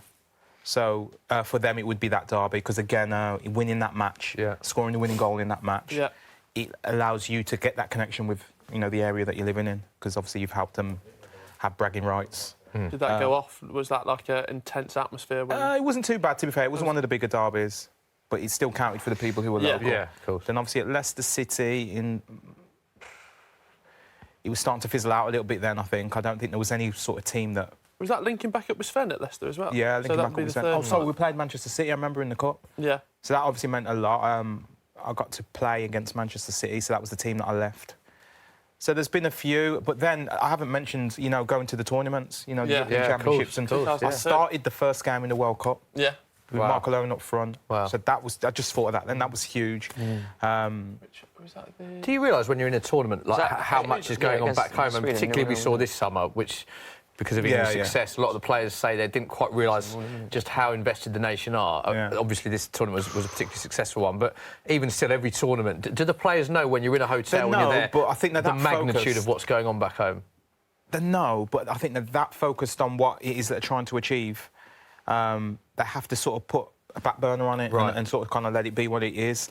Because looking back on that now, you must think, wow, representing your country in a major tournament. I'm so lucky because I've done that, exactly what you said. And the last tournament, I was there at the pub with the fans. You know what I mean? And so I got to experience both sides of it, and it was really enjoyable. I really got involved as a fan as well. So it's always good sneaking in at the back, you know, of the pub and all of that, and then one person says, is that Davis Purcell? you know, that stuff. But it's really good. It's really good and enjoyable. So I'm lucky to have appreciated and been a part of both sides. Yeah, amazing. What summer it was. We watched it together, Dave, didn't we? A lot of them. Football socials in the summer. Fantastic, especially the penalty shootout. That was particularly emotional. Yeah, that was. Yeah. That Sweden day's got to be the greatest day in the history of life. It was so hot, wasn't it? It was amazing. Which one? The quarter final. Sweden, it was amazing. What a day, 2-0. McCubbin, have we missed anything in the last few minutes? Not a huge amount. Hudson-Odoi broke through, but eventually got stopped. Kante put in a great 50-50 with, I think, Fernandinho. I think Kante's probably been my man of the match, to be honest. He's been so good in he's added to the attack and been obviously great defensively, which is one of the big criticisms of the Sarri system, is that we haven't seen Kante contribute defensively enough. And Sane's coming on now. Yeah, big moment, as we said. I think all of us at some point have said we expect Sane to come on. Sane is stripped. He is walking down the steps from the dugout at Wembley. He is coming on. Who do we expect that will be for? Take Otamendi off, just go for it. He's on a yellow as well, to be fair. It's a tactical decision. That's a good thing. Yeah, it'd be interesting to see who he does come on for, really going for it. Maybe Zinchenko, you know, if they do want to make an impact in that sense. But it would completely change the setup for Sarri, wouldn't it? I'm trying to think who they'd put, and then maybe put Fernandinho at, I don't know, that'd be a bit dodgy actually, putting him at left back maybe, but I think he has played left back, has he, or is it just right back that Fernandinho's played this season? But I don't know, difficult one. Yeah, and again, changing up at this stage as well, because you don't necessarily want to best with your defence with 5 minutes to go, do you? Yeah. See. Aspilicueta with a corner, 5 minutes. Don't forget, we will go into extra time, another half an hour if the score remains 0-0 after 90 minutes, Dave. I can't wait. Cannot wait for extra time. Get your questions in. Sane having a chat with Pep Guardiola, about to come on. We will go to extra time if the score is like this in 6 minutes' time. 6 minutes plus injury time to go. Then it will be extra time. Then it will be penalties. And we'll be able to give you all the scenes as well, trophy lifts on the Football Social as Man City break forward. Again, that's what I was saying earlier, the passing, which City is so synonymous with. And that's a credit to Chelsea. I mean, to try that ball shows that they've got no other options right now. So they've completely about to find out who it's going to be to come off for Leroy Sané. Leroy Sané is stripped and he's coming on. Wow, that's big. KDB. Wow. Kevin De Bruyne is coming off. Wow, Kevin De Bruyne off, Leroy Sané on. Not someone any of us said it. I mean, I suppose he's not fully stuff. fit. I suppose it's probably right, isn't it, considering the run into the end of the season. Yeah. So Daisy. I guess you've got players in the depth card there a little bit. What are you laughing at, Will? What's Will laughing at? Just. We've had no goals. I think there was a... Are you OK? There was a falling of a cameraman behind the camera there. Hopefully, everyone's all right. I think that was... we mentioned the side of substitution, and then he fell over in excitement because that's... big, I've got a real issue of needing the toilet if we go to extra time. We've all got this issue, so just a goal at some point would be appreciated if they can hear us at Wembley. I had to get the train down with the Man City fans this morning, Smith. Did you? Sat in a baggage rack, but great atmosphere nonetheless. How did you end up in the baggage rack? It's the only place I could get. I actually contorted my body into, ended up like a mini VIP booth for myself, actually. So a lot of envious people stood up. But that's a little anecdote that I didn't expect to tell today. It's good. Such is the state of this game. Lovely bit of skills. Hudson-Odoi straight on with a little Cruyff turn, little step over turn. And he's been fouled. The ref has blown for a free kick. That's the thing, right? You know, from like you attacking players, you want to see him try and commit the defenders. You know what I mean? Just try. You know, even if you lose the ball, it's fine. You know, just give it a go. He just looks a quality player, doesn't he? To do that as a young player and be that, going back to what you're saying, only being that confident and wanting the ball. And sends a message to the defender as well. So the defender immediately knows what he's about. And has to be extra careful on his next touch. Especially chance for Chelsea. A goal here, and that that is huge for Chelsea. Huge. 86 minutes on the clock, approaching the 87th minute. Chelsea have a free kick on the edge, quite far out from the edge of the byline. Willian is going to whip it in. Come on, Chelsea. Ball whipped in from Willian. What the hell is that? Still alive for Chelsea. Oh, ref. No. You've Chelsea got to put in give for a that. penalty. That would have been very soft. The ref not having any of it. Oh, low enough. Stay in the box, stay in the box. Oh, First time. go on. Oh, David Luiz with a snapshot of the edge. Cleared. Chelsea still have possession of quite a dangerous area. Hazard on the byline. Oh, nice. Chelsea in again. Kante. Unlucky. They're playing well. That was nice, that was. No, this is where it could be. Here we go. Sterling Come on on, the counter attack. Sterling. Come on. Oh, Very cynical foul there. Pushing away. Very cynical foul. Jorginho took one for the team. Sterling was through on goal. Jorginho body checked him. It was like the boot after. There was like a defender after. Hammered it. It's a blatant foul from Jorginho on the Sterling. police. Clever foul. It's the 88th minute. He was through quite far out from goal. And the ball's been booted away. Are we going to see a goal? Jorginho is booked. He has no complaints about that. I think, Dave, we might see a celebration. It's almost as if Arsenal scored, City scored. I just really need the loo, mate. I do as well, actually. We have actually got an issue with that, haven't we? We need one of these. We need a substitute board. Just a little wee break. What are we going to do? Ross Barkley is off. And is this the sub that we... no, Ruben Loftus-Cheek's on. Interesting. Come in, what do you make of that sub? I think that's positive. Extra time, I'm just thinking legs. think it's- they make the difference. I think that's a positive sub. I personally rate Loftus-Cheek in that position a bit more than Ross Barkley this season. OK, so Loftus-Cheek on, Barkley off. We're into the 89th minute. Ball whipped in. That was cheeky, that, wasn't it? Interesting. On the old Clever. near They're side. putting for an offside, not given. Nice from outside that. Oh, I've got to win that, Adoy. Where's this? Corner. Oh, corner for Chelsea in the 89th minute. What's he doing, kicking off about? Jorginho's not happy. I don't know what he's got. If anything, I'd be probably quiet if I was him. He's lucky not to be off, Is isn't he he? asking for handball, is he? He's not happy with... Oh, yeah. the start. Okay, yeah. Going to pin him for a penalty. Fair enough. Come on. Ball whipped in, corner Man City, cleared by Chelsea. Out to time. Son. Oh, terrible shot. What is that? I thought that was the moment. I thought that was it. Seems to have opened up a little bit there. A little bit being the key words in that sentence. I'm clutching at straws, aren't I? 0-0 after 90 minutes. I think we need another quiz, to be honest. Yeah. If anyone's got any quiz questions, let us know if you have a quiz question on anything in the comments section below. On anything. Absolutely anything, Dave. General knowledge. Won't we? 90 minutes have gone. There will be 4 minutes of additional time. Will we see a late winner in the Carabao Cup final in normal time, or are we heading for a further 30 Yes, minutes? Man City winner coming up. I can feel it. You can What feel they it. call Obafemi Martin's time, I do believe. Terrible. Bit of cheap shot that was. Sorry. I do have a bit of trivia, though. Come on. Yes. If City win this game, they will become the 4th team ever to successfully retain the League Cup. Who are the other 3 teams to have done it? Man United. Correct. Spurs. No. Chelsea. No. Liverpool, because they've won the Liverpool. most. Yeah. Yeah. Man United, Liverpool. Oh, he's been booked. He has been booked. Oh, here we go. Or is he not getting Was it? booked? Oh, he's not. Is this a Graham Poll moment? I thought he had been booked. I think it's in the... We're just looking at a replay now. Oh, it's a cynical foul.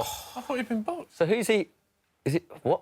Is that Otamendi on Hazard? We're just getting... Yeah, can't see from that angle. Is Otamendi on Hazard? So maybe Strong challenge. Had he not been booked before? Nicholas Otamendi is in the not. book. He Clearly wasn't got that booked wrong. earlier. No, there's David Luiz. Look at him pumping up the fans. This is what we need to be doing to our audience. Come on, come on, Dave. What you got? What have we got? Come on. Come on, this is the winner. I can feel it. I can feel it, Smith. I can feel it. You're just... as an Arsenal fan, you'll even take a Chelsea goal. Didn't I say 1-0 Chelsea? Loftus-Cheek. I said 2-1. said 2-1. That was it. Straight said on 4-1. David Luiz's bonds. Watch this. I predicted 11 goals today. Chelsea fan of the ground. David Luiz is pumping up the fans. They know that this will be a huge moment. If they can score in injury time now, there'll be no time you'd expect for City to get back into it. We're into the 92nd minute approach. It's a great area, this. 3 players For on the edge of the Chelsea box to here. whip it in. Willian is over telling the you, free kick. Rudiger. Chelsea fans are on their feet. The ball is whipped in. It's a good ball. Oh, corner. chipped over the bar. The corner.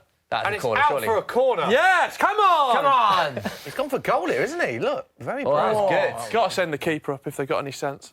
He's got to go. Big lad as well. Yeah. Willian runs straight over to the Extra other body side in the box. to take the corner, just taking a free kick. Unless Chelsea can score here, look at the Chelsea fans biting their nails. Big point. Willian whips it in. Oh, ooh. Where's that going? Oh, okay, hoist it. Oh, What's he doing? Just putting the ball out everywhere, this guy. World class from Edison Palmieri, that. Edison, I mean, Chelsea on the edge of the box. I did the wrong thing. That didn't seem right, that. Putting the ball out. Darius, you couldn't understand that, could you? You've never seen something like that. Was that defensive, yeah? I guess they just didn't want them to break, right? Yeah, but Do you not understand that there are ball boys around them? Big point that we all missed up on. Sarri synonymous with making the same substitutions. Barkley came off, but Kovacic didn't come on. Yes, it was what we were expecting, wasn't it? But it was moving off his cheek, so it's given us a little bit of excitement there that we didn't expect. We're into the 93rd minute. It looks like barring... Oh! Wow! That's why he brought him on. is he on? Oh, He's on. Just leave it. Through He on should have goal. given him that. The ref's giving it offside. You got to give the It benefit looks of like the he's doubt in pulled that his muscle now. He situation. should be OK. Line up with the flag up. Look at that touch from- Unbelievable bit of skill. Oh, Stupendous. wow. Oh, he's on. He might He's be on on as there. well. Who's Should he have carried on and scored because of the VAR thing? He'd already called it, yeah, hadn't good he, point, decisively? He's called it. I thought but they were said to like play it on if you they were... said to play on, and then you can call it back, can't you, if he scores? Interesting one. That's what Sarri's going crazy about. I think he's got the same mindset as I have in that sense. That would have been it, wouldn't it? We're going extra time, aren't we, guys? So we're in for the long haul. Oh, well, don't get up. Fernandinho's wasting time now as well. So in the 93rd minute, approaching the 94th minute. Looks like we're going to go to extra time. So stay with us on the stream and we'll bring you scenes at full time and extra time. He's on. It looks like he's tight, isn't it? I think he's on. Should he have carried on, though? Yeah. I thought that was the rule. I thought that was. Yeah. So we'll have full-time scenes, then we'll take it in turns to go to the toilet. OK. We'll lead the front with all the questions from socials, so let's get the questions prepared from our social media people. Is that you telling me I'm going last? Do you need the toilet as well? Yeah. Wow. I had 2 coffees and 2 waters. Just in this stream. I'll be honest, I've had about 15 Alka-Seltzers, mate. This is a big blow for City because Fernandinho looks like he's limping off. Have they used all 3 subs? They've got one left, have they? I think they've got one left, don't they? One left, they Gundogan brought came on. Sane came on. Vincent Kompany. Yeah, they have used all 3, yeah. Do the teams get an extra one in extra they do time? extra time. Oh, yeah. Yeah, they can't make the sub now, of course, in the next minute, but we are expecting to go to extra time. Oh, that'd be a big blow if he's out for a long time, not a good sign. Looks like he's groin, isn't it? Could be... Oh, yeah. They look terrible. Oh, he's crying. Is that a tear? Not sure. Dave, did you see the close tear? to that. They may have been a tear. Get a replay on that thing. This There is might a have been a huge tear. blow for Fernandinho and for Man City. Not only for this game, but in the title race as well. We spoke earlier about how important he is, and possibly the one player they don't have backup in as well. That's exactly what you said, This is Smithy. a massive blow for Man City. 95th minute now. There was 4 minutes Go on, injury time on the Sterling. clock. This has got to be the last Long chance throw. of the game. Will John Moss allow the throw? It looks like he is. Get Roy Surely Delap on City just pump this into the box and try their luck. Surely. I think someone will just have a dig. Yeah. Go for it. Have a dig. Sane, Dick, goal. What's he doing here? Oh, here we go. No, it's played back. Go on, Ottoman. Have a crack from there. Otamendi down to Zinchenko. And there is the full-time whistle. It is 0-0 in the Carabao Cup final between Chelsea and Man Time. These are the scenes. There's Sarri. Pep Guardiola looking very calm, actually, Guardiola. You've seen Sarri on the touchline, looks very animated, jumping up and down, head in his hands. Pep Guardiola's kept his calmness. He's obviously been in a lot of cup finals and had a lot of success, only ever losing one cup final. So Sarri is... Sarri, very, very animated, Pep quite calm. It is 0-0. Will, I'm going to nip to the toilet first, so if you can carry on with social media questions. Yeah. Let us know in the comment section what you want. The Rice will get... Oh, watch out, Smith. What do we all think of Lewis Dunk? No, I'm only joking. Who do we think will replace Eden Hazard if he is to leave Chelsea? That's a massive question. It's a big hole. Can they fill that hole? They've already got Pulisic, haven't they? And obviously he's not at that level yet. But Pulisic from the... They can't really if they get rid of him anyway, can they? True, transfer ban. Yeah. See if they've got now Hudson-Odoi. Yeah. You know, would he be long-term? We were speaking about players going abroad earlier as well, the Rice. Obviously, you spent a year in Turkey. We've got Sancho out in Germany and Reece Nelson out in Germany. What did you take from your time in Turkey and bring back to your game in England? the importance of integration within a team, you know, communication. Imagine playing in a team and they don't speak your language. How can you let them know, you know, what you want? And you're realising how important that is. Yeah. Take it for granted sometimes, having played in England your whole career. But going abroad, you start to realise, well, if I could just tell him that I need to be told man on or turn when I receive the ball, and he was getting that sorted out. So he was finding out the Turkish versions of those instructions and then seeing those in action as well, seeing how the difference that it makes. Yeah. Obviously, I didn't realise at the time I was going to go on to coach. So again, with the coaching stuff, I realised the communication element, how important that is.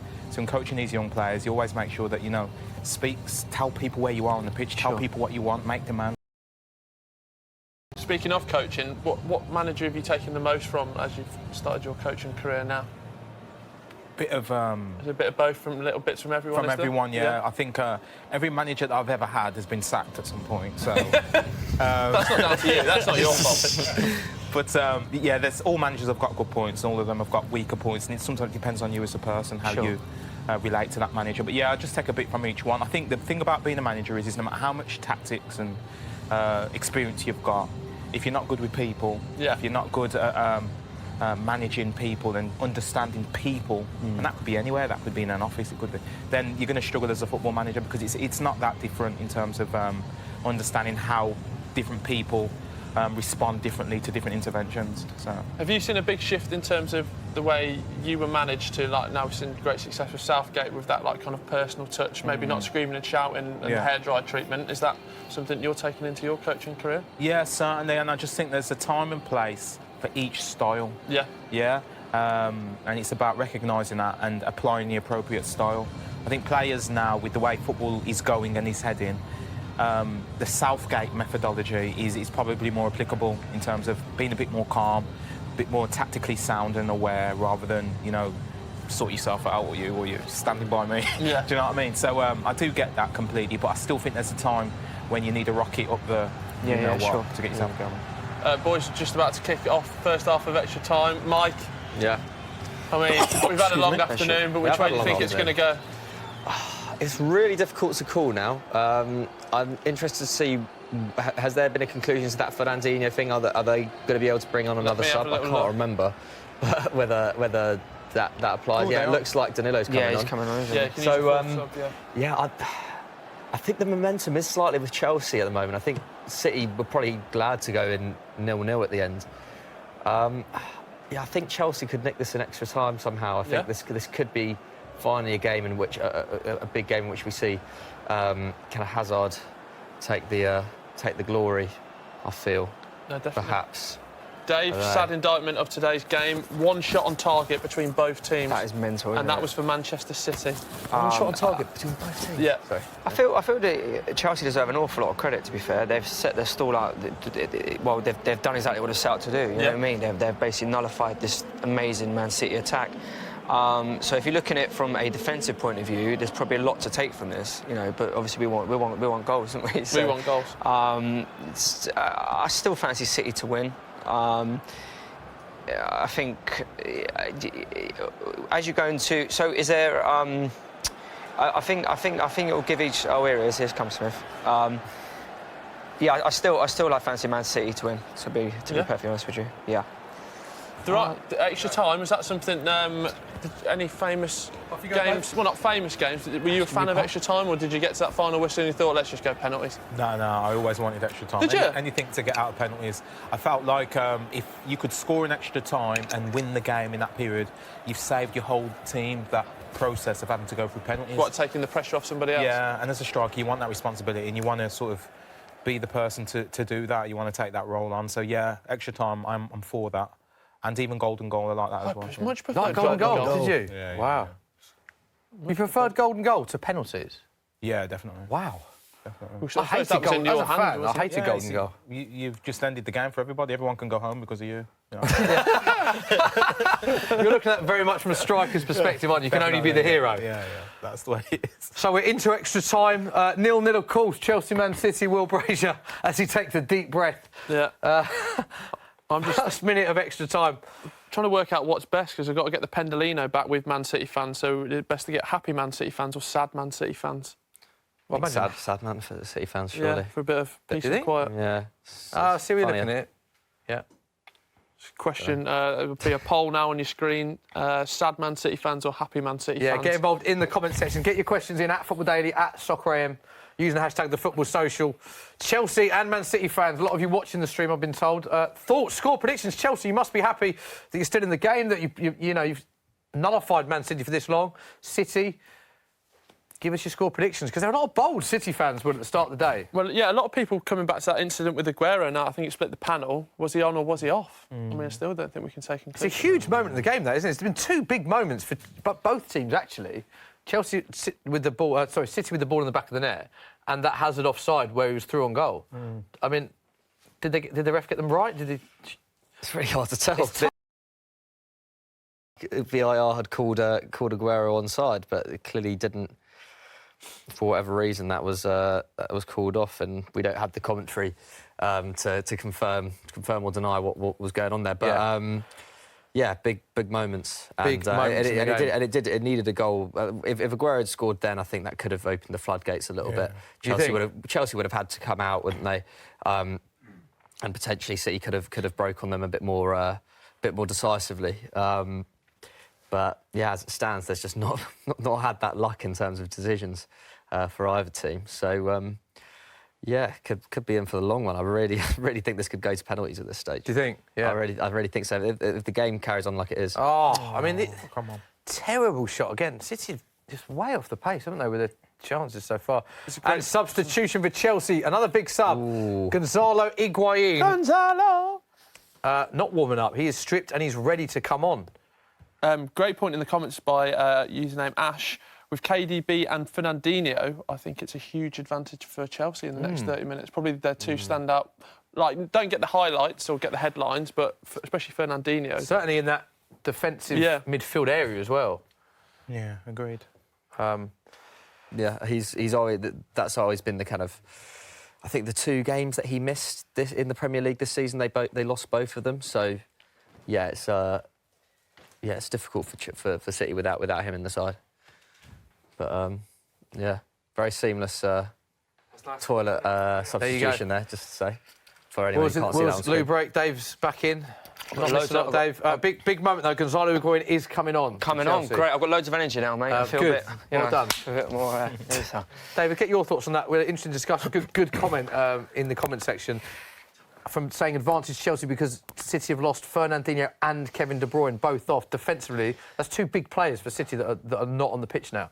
I guess so. I feel like from just from the minute I've watched this now, like City still have the ball. Like if Chelsea go in, they're going to have to get the ball at some point, right? Do you think? But they've been catching them on the counter attack a few times. Well, I think Chelsea will be quite happy with this one though because City aren't creating with the counter. Yeah. It's going to be interesting. I'm really up for the extra time now. I've been to the list. Get your questions in to Darius Vassell. Get your questions into any of our panel in the comment section below. It's still 0-0. We're still waiting for that first goal. Here comes the substitution. Gonzalo Higuain is coming on for Willian, which is sort of expected, really. When we saw Gonzalo Higuain, we wasn't going to take Hazard off. Willian's probably the obvious substitution, and they come onto the pitch. Don't forget, only Liverpool have won more League Cups than Chelsea and Man City both. Won 5 League Cups. Pep Guardiola winning 10 of his 11 major cup finals as a manager. This is the first major cup final Maurizio Sarri's ever been involved in as a manager. And it looks like it could even go to penalties. Could even go to penalties. And we're just looking at that most goals by subs graphic we mentioned earlier, that Arsenal in the top 4 divisions this season, all 4 divisions, Arsenal with 13, but Man City and Chelsea up there with 11 most goals by substitutes. So a lot of their subs have been chipping in this season. Yeah. I think you'd like to see any of them chip in with a goal, Dave, wouldn't you? She's like a sniff at this stage. So we're thinking now Hazard will come a bit deeper because now he's got target. You'd imagine that they'd play Gonzalo Higuain up top and just Hazard just off him. On the left, yeah. Where they looked at it. Left, yeah. This is from Glasgow to the way that. Chelsea looking for their 16th major trophy since Roman Abramovich became owner in 2003. That's when they attacked. A dreadful pass, and it's out from Man City goal kick. Already lost 3 times at Wembley this season, Chelsea, which is pretty incredible, really, against Man City in the Community Shield and against Tottenham in the Premier League and against Tottenham in the Carabao Cup. So not a great record at Wembley so far, but they'll be pretty happy with the way things are going in this final. Although they did win the FA Cup final there last season, didn't they? So they did. Yeah. Knowledge. True. Yeah. And they would have won the semi as well, so Yeah. Again. Good knowledge also. You know. So we're here for. Will Brazier is in the studio, Top so quality we'll be back on set very shortly. Will, you can come in. He's gingerly coming down, but for the benefit of everyone on the stream, they'll be delighted to see your face again. Chance. Here he is. Chance for Man City. When we say chance, though, it's been a theme of the whole game. It's not really been a chance, has it? Entering the We're final now third saying counts as a chance when there's a throw-in, aren't we, or a goal kick. Chance. Oh, God. I feel like that Chelsea particularly well to kind of nullify Sergio Aguero. He hasn't really had a sniff, has he? Really, he had that chance that he did put away that was offside, but Big power and header from Vincent Kompany there. he's not been the threat that you normally see from him. No. He just needs that one chance. That's the thing, though, isn't it? I've been quite a bit disappointed with City today, that their sort of quality in the final third, and they've hardly tested the keeper at all. Chelsea have had the better chances, really, other than disallowed goal, which City fans might feel aggrieved about. Really good forward Great play there from defence. Higuain. Fantastic from the winger there, man. It's like... Zinchenko knocks the ball out for a corner for Chelsea. Hudson-Odoi has been bright since he's come on. Yeah, The look, player his that you intent. said you wanted to come on, Darius, has been very bright since he's come on. Yeah, his intent to just drive and get at him, get himself in the penalty area. He puts the defender on the back foot. And even though the defender did well in that situation, he's not going to be looking forward to the next, 15 or 20 minutes, having to deal with that. And sometimes that's what you've got to do, impose yourself against the defender. Corner to Chelsea. Will this be the... Walker with the clearance, only semi-cleared, though. Emerson whips the ball back in. Oh, they're all over him. Oh, hang on. Oh. First time. Still alive for Chelsea.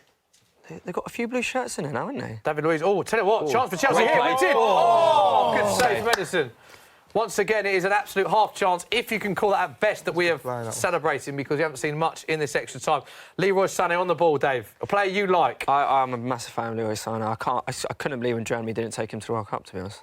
Serves them right, didn't they? They got knocked out in the group stage. So. There you go. Serves them right. Serves them right.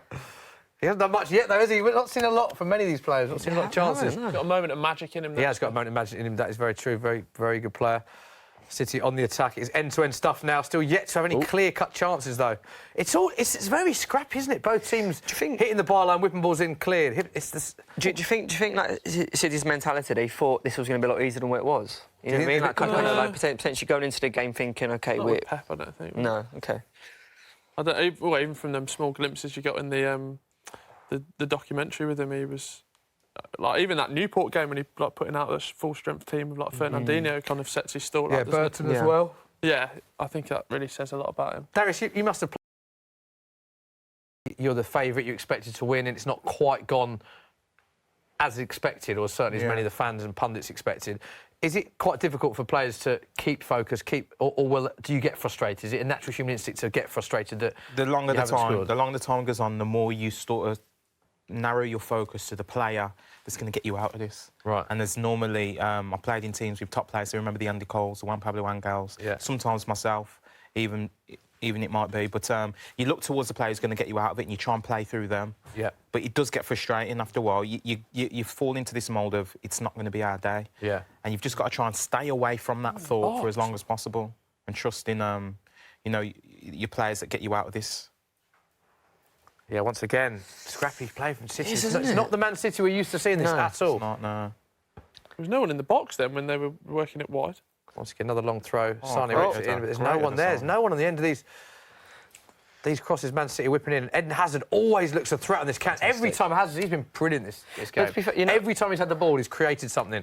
And Hudson-Odoi's looked lively as well. Back to Hazard again. Just direct, isn't he? And he's getting a lot of the ball here. See, there's a good comment from one of the viewers there that he's getting a lot of the ball since... Kevin De Bruyne and Fernandinho, they're getting a bit of space, Chelsea, there. David Luiz has been on a yellow card for about 70 minutes now. I don't know if City have made the most of that, really. No. They haven't really... He's a bit of a loose cannon. Yeah, you expect him to... Probably be on a pen as well, wouldn't he? He would, He'll definitely take a pen. You imagine he's score one as well. Top winners. Chance for Jorginho, inside of the right boot, whipped over the bar. 10 minutes gone in extra time, still 0-0. Well, what are people saying on the stream? A couple of questions for Darius. Is there any clubs that you were very close to signing for that maybe we don't know about? I remember that Man United, were interested in me as a teenager. Oh, nice. I found that out as a youngster, but I supported Villa at the time when I was playing for Villa. And I remember just thinking, please. He was in the newspaper, The Sun, I think. Yeah. They came in for me. I remember thinking, please don't let it be real. I don't want to go there. I don't want to go there. Well, you didn't want to go to United? No, because I loved Villa so much at the time. Wow. And obviously, having grown up and become more experienced in the game and stuff, I just think, God, imagine what kind of player I may have become if I went to United, because that would have been under Alex Ferguson. And sometimes I just wonder, what would he have been able to get out of me as a player? But as a youngster, my loyalty for Villa, or my comfortability in, living in Birmingham and playing for Villa, and just 10 minutes to training and 15 minutes to the match, that meant, everything to me. I didn't want to go for any condom. I didn't care. I just didn't want to I suppose at the time as well, they were like a very established Premier League club as well. Yeah, I suppose. Yeah, there was that as well. Yeah. I mean, if it was now, you'd be straight up to Manchester. Do you think, when you say you were like, please don't let it be true, was that kind of like you didn't want to have to make that decision? Yeah, because people would be saying, oh, why wouldn't you go there? Please don't let it get any further than this speculation. And it never did, to be fair. I did have people in my ear saying, would you go? Would you want to go? And I did tell them no. And those people must have passed that message. Yeah. Wow. Wow, amazing. Another one in from... Go on. No, go on. No, another one in from Dylan. What do we make of the whole Declan Rice situation, switching nations? Yeah, obviously, last week, wasn't it? Yep. He's confirmed his allegiance to England, having represented Republic of Ireland. Yeah, I think it's great for England. A fantastic player. And I think it's a position, actually, where England, as good as England were in the World Cup, and they've got obviously options going forward, but I think it's an area where England aren't particularly strong in the position that Declan Rice plays in. So I actually think, long-term, he could become... Great. Well, he'll definitely get game time. It's interesting that in his statement, I read the whole statement, and he put that, I'd like to clarify this, doesn't mean I'm guaranteed a starting place. I don't expect to call up, but he just wants to put his allegiance to England. But I think he's not far off getting a call up, is he? It's a positive. It's always a positive if you get that call up, and I think the fact that he's been in the media for so long about this decision, I'm not saying that's the reason why he'll get a call up, but it won't surprise me if one comes sooner rather than later. Well, that's one of the things Gareth Southgate's meant to do. He's definitely give opportunities to younger players, hasn't he? So that's, Probably a factor, isn't it, as well? Yeah, probably looks at that and thought it's a factor. Yeah, if you look at, say, like Wilf Zaha, he decided to represent the Ivory Coast instead. I think if he was a few years younger and coming through at this point, I think he might have given it a second chance. Because of Southgate's philosophy? I think because of Southgate, and I think the feeling around the England team at the time, at the moment anyway, like last year, I think it was Zaha who tweeted. I think it was after one of the kind of media overreactions to something that Sterling had done or whatever. And obviously he's been targeted a lot over the last few years. I think Zaha did tweet something like, "This is one of the reasons why I didn't want to play for England was because of this kind of the media attention it brings and the ability to be scapegoated for basically nothing." So I think. Yeah, just the feeling around the England squad at the moment is so good that I think if it was the same a couple of years ago, I don't see why Rice wouldn't have chosen to represent England then.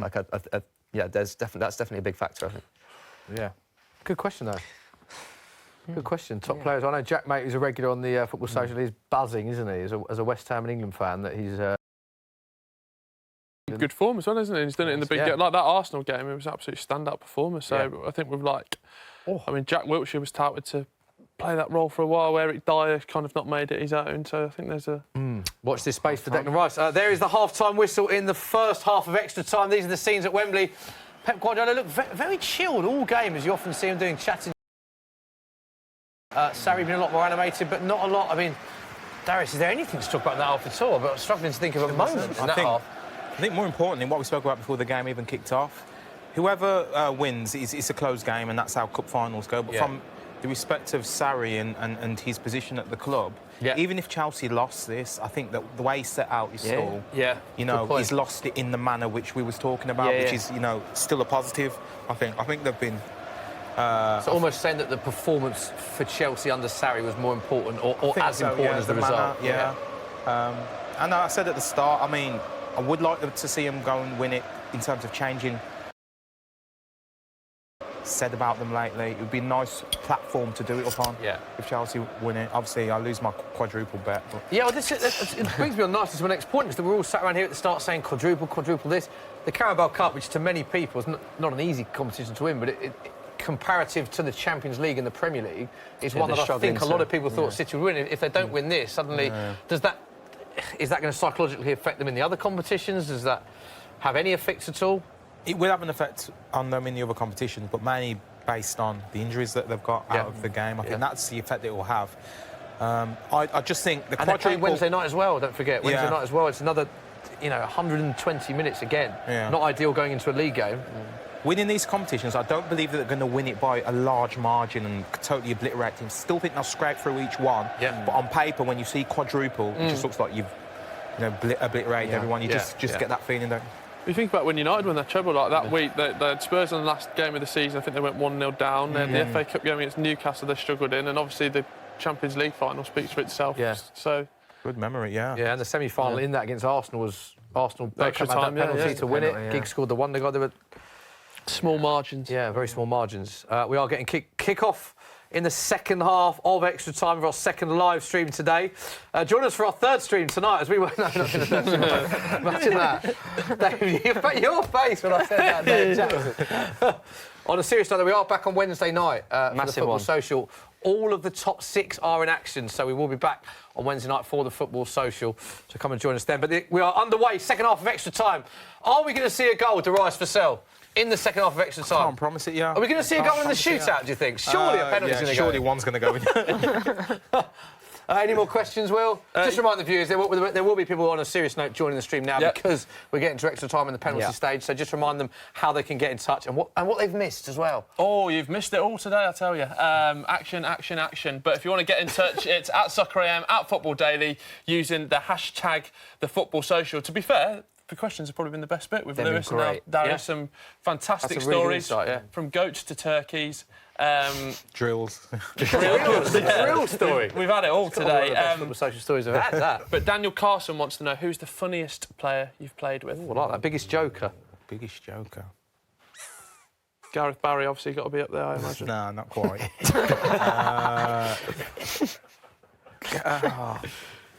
God, that's a good one. So, funny in terms of making the team laugh. Yeah. There's that type of funny. There's funny in terms of... When I say making the teams laugh, he cracks jokes. Yeah. And there's funny as in he's just weird funny. I want to know who's weird funny. The weird funny one, you won't remember him as a player, but there was a player called Mark Draper. Yeah? Blonde hair. He was just hilarious because, I mean, forgive me for saying, he weren't the brightest. Yeah. I think he drove around in a Porsche Turbo at the time and he dyed his hair blonde. He was hilarious. He was very slow but funny with it, if you know what I mean. So it worked. He worked for the team. Team had a lot of character. And he was a good player, really good player as well, to be fair, good midfielder. So humour-wise, in terms of who's sharp and witty with it, Dion Dublin, strangely enough, he's very witty. You fan of Holmes Under the Hammer? He's all right. Yeah, he's all right. I'd like to see him in other stuff as well. Yeah, it's okay. Yeah, he's okay. Ian Taylor as well. Don't you remember? Yeah, Ian Taylor. He's a joker. Very funny. Villa fans love Ian Taylor, don't they? Yeah, they do. Yeah. He's always around the stadium and I see him a lot of the times around there as well. So he's still involved with it a lot as well. So and in the England setup, who was the joker in the England setup? Was there any from those major tournaments? Obviously, when you're going away for a long time, you've got to rely on. Be careful. Corner for Man City. We've got to pause it. Give you a chance to think of the joker in the England dressing room and the pranks and the story. That ball is not this on the is line. a corner. Gundogan is standing over the corner, approaching the 18th minute in extra time. It's still 0-0. Corner to City, whipped in. Rubbish. Oh my word, that sums it up. That sums it up. Straight out. And he looks like he knows he won't be taking another corner, doesn't he? And that's good, is it? Dude, should be pulled off now. On that note, Darius, joker. Joker of England team. And don't be careful. Don't be careful. England team joker. Well, I'll tell you what, there was a phantom joker. In terms of, I don't know who it was. Oh, yeah? And there's been like a... Hey? Who is this person cracking this joke? So basically, in the hotel, World Cup 2002, I think they cut off the whole hotel for us, or half of it or something. So it was more or less ours. Wherever we was, the whole section was ours. But somebody was ringing round the rooms, pretending to be Sven. Really? Yeah. And Brilliant. it happened to me. What did they ask me to do? What did he say? They said I was on, what was it, a radio or something like that. So I was on the radio. Sven's there, by the way, so he's at the hotel. Yeah.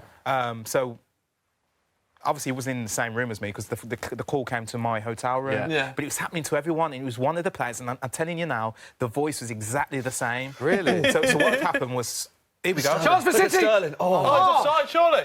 Oh, it's cleared! There we Oh, another chance for City, and was it's over for a such a corner. good run Big from chance in Sterling. the game. Such a Aguero good run from knows it, head in his hands. We should have still don't scored. know who the prankster is in the England dressing room, but it's someone sat in the Oh, could he have got... Sterling did well, stay on his feet there. Oh, good save. Oh. Chelsea just lumping the ball out. Kante there again, isn't he? Like, he's such... To think we signed Granit Xhaka. So the player is down, Kepa is down. They're calling for some medical assistance, it looks like. Looks like it's going to be OK, but they're calling for some assistance. So back to the story. Yeah. You still don't know who this person is then, to this day? Don't know. Who do you think it could be? Who are your prime suspects? The voice was perfect. Was it? Really? I actually was wondering, was it Sven? What did he ask you to do? It was something about the radio. So there was two callers, and the first one said it was a radio and they wanted to do an interview with Sven. Right. So it was like they was asking questions while Sven was on the line as well. It wasn't that long, so I could tell it was a prank because it wasn't that long, and a radio wouldn't be that short with you. But when we got on the bus after training and all of that, I think it was Kieran Dyer possibly, or somebody who'd mentioned it. Says, guys, unless it was him because he mentioned it. But did you get a call or whatever? Really? With Sven, and we was all saying on the bus, yeah, Sven, you got one as well.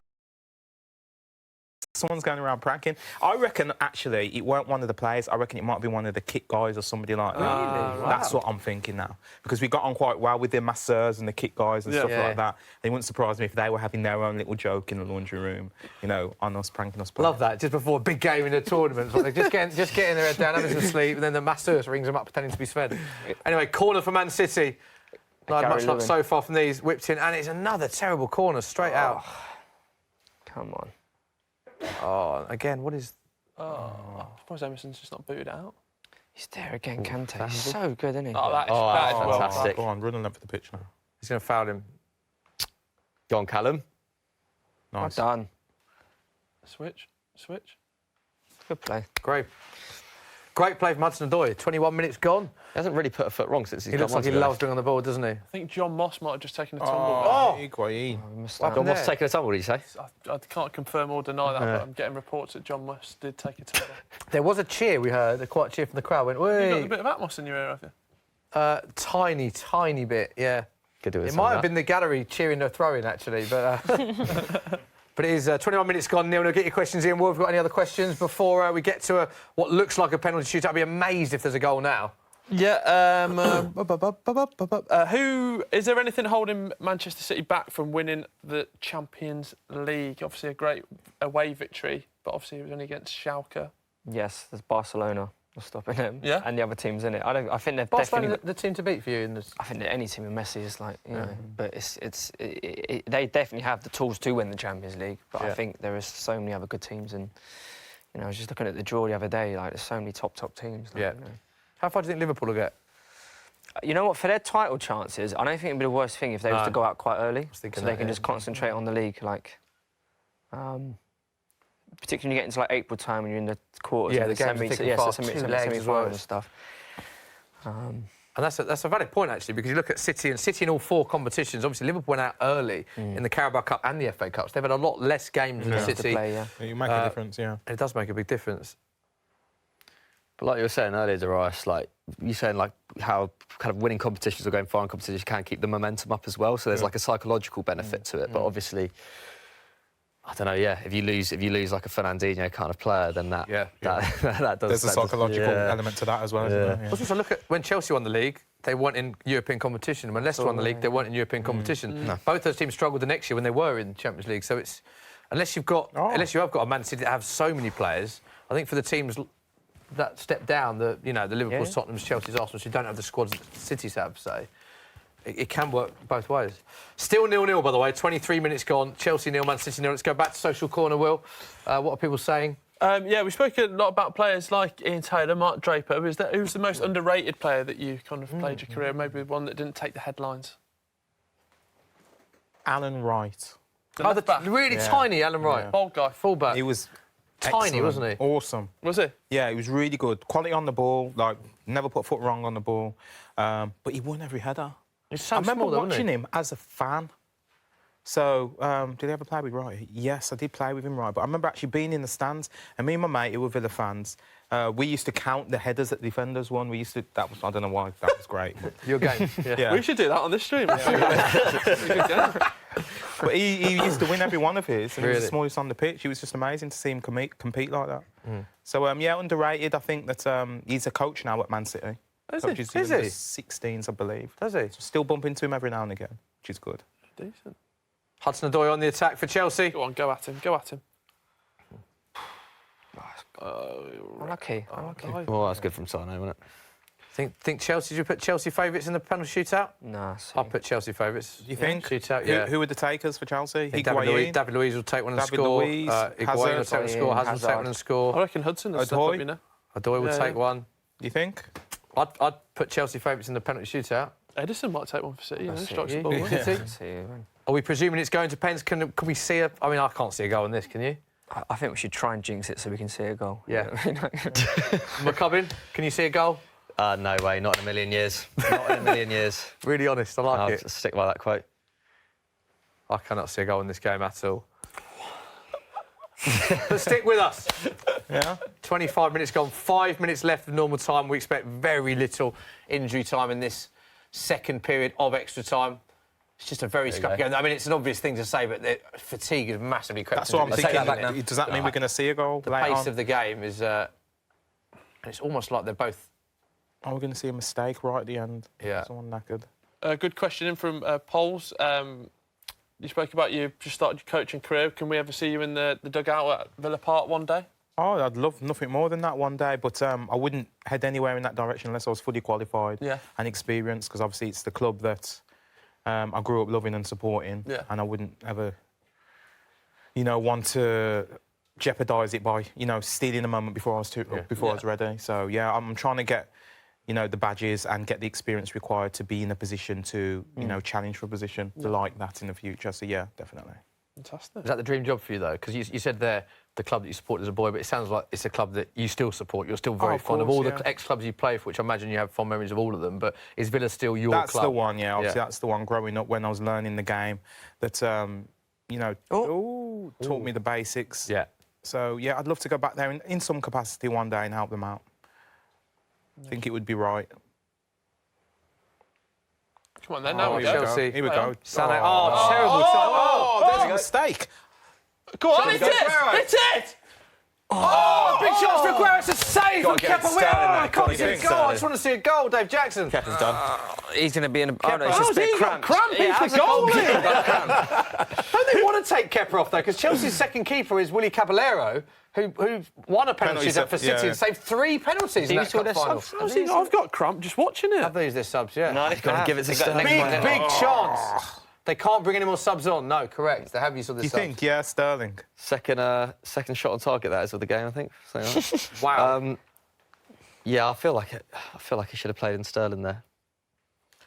Does Aguero, and it's 26th minute, though, extra time, pass it to anyone. Who's hit the target? And some keepers actually just palm them out to Sterling. You know what I mean? So I think he's tried to play the odds. There he is. Do you reckon this is like he's not Well, Willy actually Caballero injured? is warming up for They had Chelsea. another sub in them. They get an extra one, didn't They you? haven't An used the extra fourth, time. have You get the they? fourth and extra time. I thought they'd Willy already used Caballero it. is strongly warming up for Chelsea. Now, he won the League Cup, I think I'm right in saying, won the League Cup for Man City and saved 3 penalties in that final. He's got a great penalty-saving record, so... Do you think this is actually real or it's a bit of a little feigned injury? But they would have no reason to feign it, would they? So you've got a spare sub. Great point, Dave. Well made. Oh, here he comes. He's Today. going to make himself a hero here. Caballero is coming on. Against this football club, this is going to be... Surely this is a sub they want to do anyway. This is a no-lose situation. I'm telling you now. There's no... Written in the stars, is it Written not? in the stars, he was at mate. City. That tiny Caballero. tempo. He in 2016, wasn't it, against Liverpool? He was at Man City. So he's going to know the penalty takers of So City. you think they'd bring him on anyway, wouldn't you? Yeah, definitely. He'd have to. Got a great penalty-saving record. They won a penalty shootout with him in goal in the League Cup for Man City. He's now coming on against a lot of players that he trained against. He doesn't no, go back. sit He doesn't down. want him. Kepa doesn't want him on. Sit down, Willie. He wants a glory. Oh, look at that. Kepa You've been doesn't know- Sarri at the it end looks of like the day. Sarri doesn't know what to do here, whether to bring him on or not, because he's putting his gloves on, Caballero, but Kepa has just waved. He's just done that. Kepa's done that to say, I'm OK. Well, There's a minute to go. So they've not got long to make this decision, Darius. They've got to either make the decision now or not at all. Do you think it will come on? Do you think we'll see him, the change? Yeah, it's got bibble, mate, to. in If case what he you gets offside. what you told me is true, then he has to come on because he's got an advantage. Well, he's putting his gloves on. Yeah, This yeah. is He's the doing board. it. So Well, Kepa he is doesn't doing want it. this sub to happen, but it looks like Sarri's overruling his goalkeeper Yeah. because the he's board coming strict and the round? board is up. This is like Van Gaal. or in is that the, stoppage World time, Cup Smith? final. I'm not having that, he said. Kepa is doing down. this No, he's saying and saying, no, I'm fine. I don't want the sub. I don't want the substitution to happen. Very animated from Kepa. He's doing that and the manager's not happy at all. He's sure saying about he's that. fine, but Sarri, I think, wants to make the sub anyway. Whether he wants to make the sub tactically or not, we don't know, but this is very interesting. Sarri has gone to his notepad, writing. David Luiz is now with Kepa, and he is so... Look at the animation, Dave. Shaking his hand, saying, I don't want to come off, I don't want to come off. Willy Caballero looks like he doesn't know what's going He's on. told his staff to go and do it, yeah. John Franco's kicking off. Sola doesn't look happy. Sola's never looks unhappy, does he? But he's Nice to see him. He's been perplexed. ill recently as well, hasn't he? It's nice to see him back on the bench. That is good. Willy Caballero's warming up. This is like having an argument with your missus on a night out. Like, just do it behind closed doors. Don't do it on the pitch. What's going on Just here? got to get off the pitch, just go. Don't know where Azpilicueta is in this There's 3 situation. minutes of extra time in the second half of injury 3 time. more minutes. Fantastic. Sarri's going... Look at this, Sarri. Chelsea fans, let us know what you think of this in the comment section. Is he overruled This is a very someone? interesting situation. Caballero is perplexed as to whether he's coming on or not. The He's board feeling is it. there. The fourth official's got the board. We can't decide now, though, as They a can't, player. they've not make a decision. They want him off. They want him off. They've told him, and he said no. This is a huge moment now. Because if Chelsea go on to lose this penalty shootout and they don't make the sub, this is a huge moment. Or now, if they do make the John sub and Moss they is, lose is, it. is now There's no calling over winning. Maurizio Sarri to ask what is going on. What do you think's going on, Dave? I think the manager wants to make the sub, but the goalkeeper saying no. I want to stay on. But surely 'cause it's I'm- not the keeper's sub. If That's someone, what I'm thinking, yeah. If I'm playing Sunday League football and manager's someone wants to decision. make the sub, No I can't sub. just go, no, I'm all right here, mate. No sub. Well, No sub. He's Wow, disobeyed no his manager, sub. isn't he? He has to Oh, say he's got to it, win hasn't it now, isn't he? Big decision in the game. He's the sub's back fuming! on. The fourth official board is there. We still don't know if they're making the sub or not. can't This is undermine the absolutely manager. crazy. Oh, Sarri is going crazy. Wow, Sarri's going crazy on the touchline. He's Where's he going going? into Oh, the he's been tunnel. sent off. That's it. Well, that's Sarri harsh is and set, walking innit? down the tunnel. He is Sarri fuming. is walking down the tunnel at Wembley. He's walking back. He's walking back now. He's absolutely fuming. The fourth official's there. Willy Caballero's gone to sit back down, and now he's back up. Kepa is doing that, saying, I'm not coming off the pitch. Meanwhile, players carried on. It's the 31st minute. There is 2 minutes of injury time. Willy Caballero, the former Manchester City keeper, who won a penalty shootout for Man City in this very competition, was about to come on to replace Kepa. He is now back in his seat, not coming on, whilst we are set to go to penalties. Unbelievable, Kepa's in goal. City. The substitute's not happening. Sarri is fuming. Dave, what do you make You of need to it? breathe, mate. You're calm down. Have you seen anything like this before? I haven't. Imagine if... This will be a huge moment. City on the attack. Surely The not. game has sprung into life. He's going to spill the shot. Terrible pass. Imagine if Kepa scores the winner. Absolutely. Chelsea fans, what do you think of this incident? Huge talking point. Let us know in the comments section. What are they saying? This is it. Go on, Emerson. Hey. Free kick to Chelsea. So if they make the sub, they need to do it now, where the ball's dead. You only can't time make a sub Chelsea have to between make that, this sub. in the break, can you?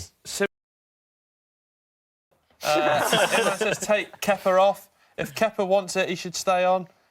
Someone just says... It's not the keeper's It's the manager's decision. I'm just reading the comments, Smith. Okay. Someone, Elias says, rest in peace, locker room. Dylan Jackson says, what a mess.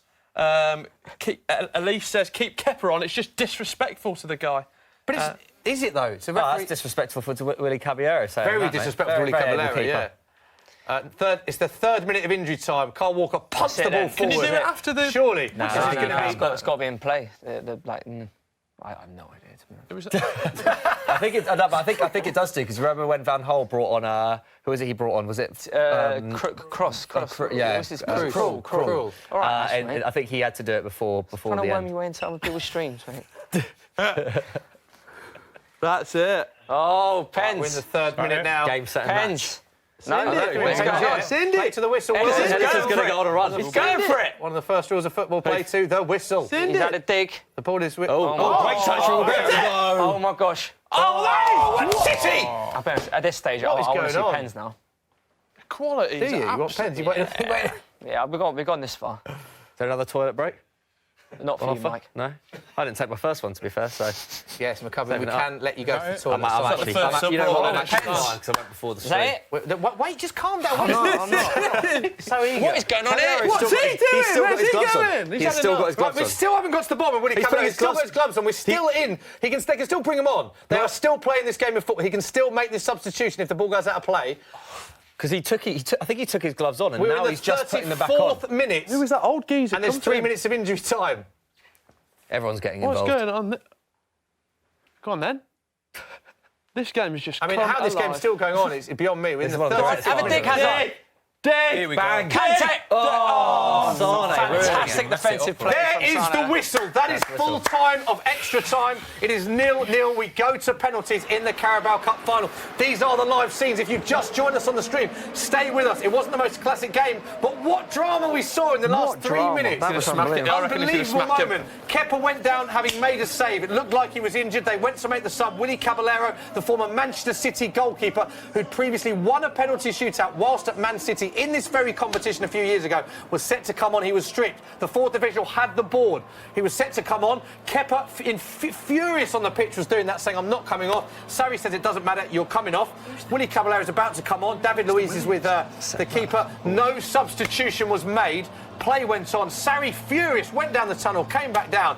Willie Caballero still got his gloves on. Yes, Cudicini's coming on. Cudicini's coming on. And now Kepa is there, so we're just waiting to see what on earth is going on. Rice, have you ever seen something like this? Never seen anything never like seen that. like this. No. We've got thousands of people tuning into the stream here, Smith. A lot of you just joining the stream. Huge moment. Is it getting off now? Is that the League Cup president or something? David Luiz not happy with the Can't to make cameras the there. decision. And Willie Caballero, to be fair to Willie Caballero, has kept his cool here because Sarri is infuriated. Kepa looks angry. I mean, Rudiger is actually holding where it shows Sarri back. We're bringing you these scenes now. These are the live pictures. He's fuming with his goalkeeper, isn't he? This is, again, fuming with his goalkeeper minutes before a penalty shootout. Chelsea fans, let us know what you think. We know that Sarri splits opinion. We have to give him credit for the way that they've set up. 120 minutes, he's nullified Chelsea. We have to give Sarri credit for that. But what do you think about this? It doesn't seem to be talk. We haven't seen Sarri or Kepa have a conversation with each other. I'll be honest. Rice, you've been involved in penalty shootouts, been involved at the top level. What do you make of what you're seeing right now? This is the last thing that you would want as a player leading up to a penalty shootout. I think it's disrespectful from what we've just seen and agreed. Yeah. He's tried to make a substitute and the player's denied it. You can't do that as a player. You just can't. Who's in the wrong for you? Kepa's in the wrong for you. If that's what's happened, Kepa's in the wrong. If you've been called off the pitch, you've got to get yourself off. It's also as well because it's so kind of like public as well that he's actually disrespecting him as well. So well, here's the Chelsea huddle. You can see I don't think Kepa wants to make eye contact. all the players, all the managers. I mean, don't forget, it's still in Kepa's hands. He could still win Chelsea. You better win it. First trophy of the season against Man City. He will become a hero. They do say nothing to lose for a keeper. You can only be a hero. They should have put them both in the middle then and just sorted the differences out there. Sarri and Kepa for me. Don't forget, though, Man City have won a penalty shootout. They beat Leicester in this competition. Chelsea failed to beat Tottenham in the semi-final. They both won a penalty shootout. This will be one of the things where if Chelsea win, then it will be forgotten. But if not, it's going to be a heated discussion when you get back in that dressing room. Here's the discussion. Gary Cahill there. Is he still there? Yeah, mad, isn't it? Mad, isn't it? Mad, isn't it? Turn down and move to Juventus. There you go. Oh, wow, Smith, they're all in here now. Go on, let's get your comments. A lot of you joining us on the stream. Who's going to win the penalty shootout? Who you think's going to win? Let's take some of your comments and predictions. So, City says Freddie Solly, but then lots of Chelsea's coming in from Leston Baptiste. Some more, let's all pray, says Gutierrez. But who are you praying for? Who's going to be a hero? Who's going to be the villain? If we lose with Caballero, I'm spamming Twitter, says someone. Thanks for your information.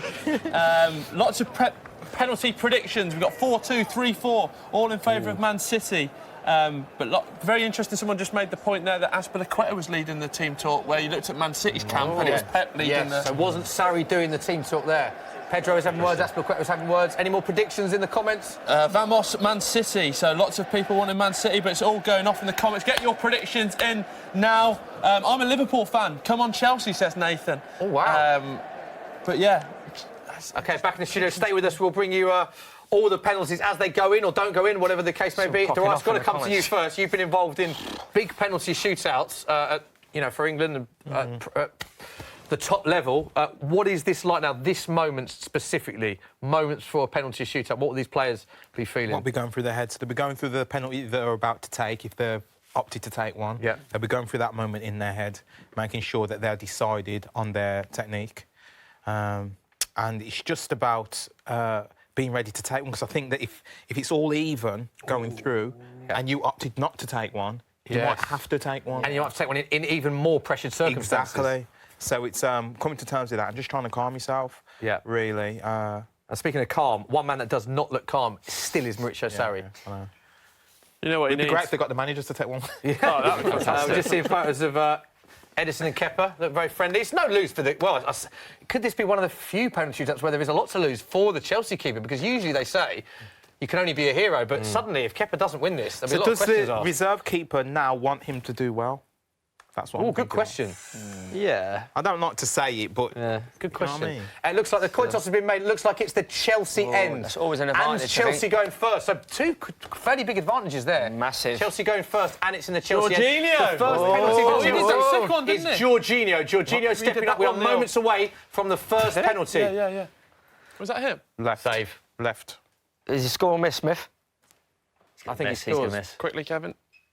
Will he score? What What a save! bad He did a penalty. very similar penalty against Keeper's Tottenham left. earlier Yeah, we on. know. Very similar penalty. First blood to Chelsea. First blood to Man City, sorry. I would be Jorginho.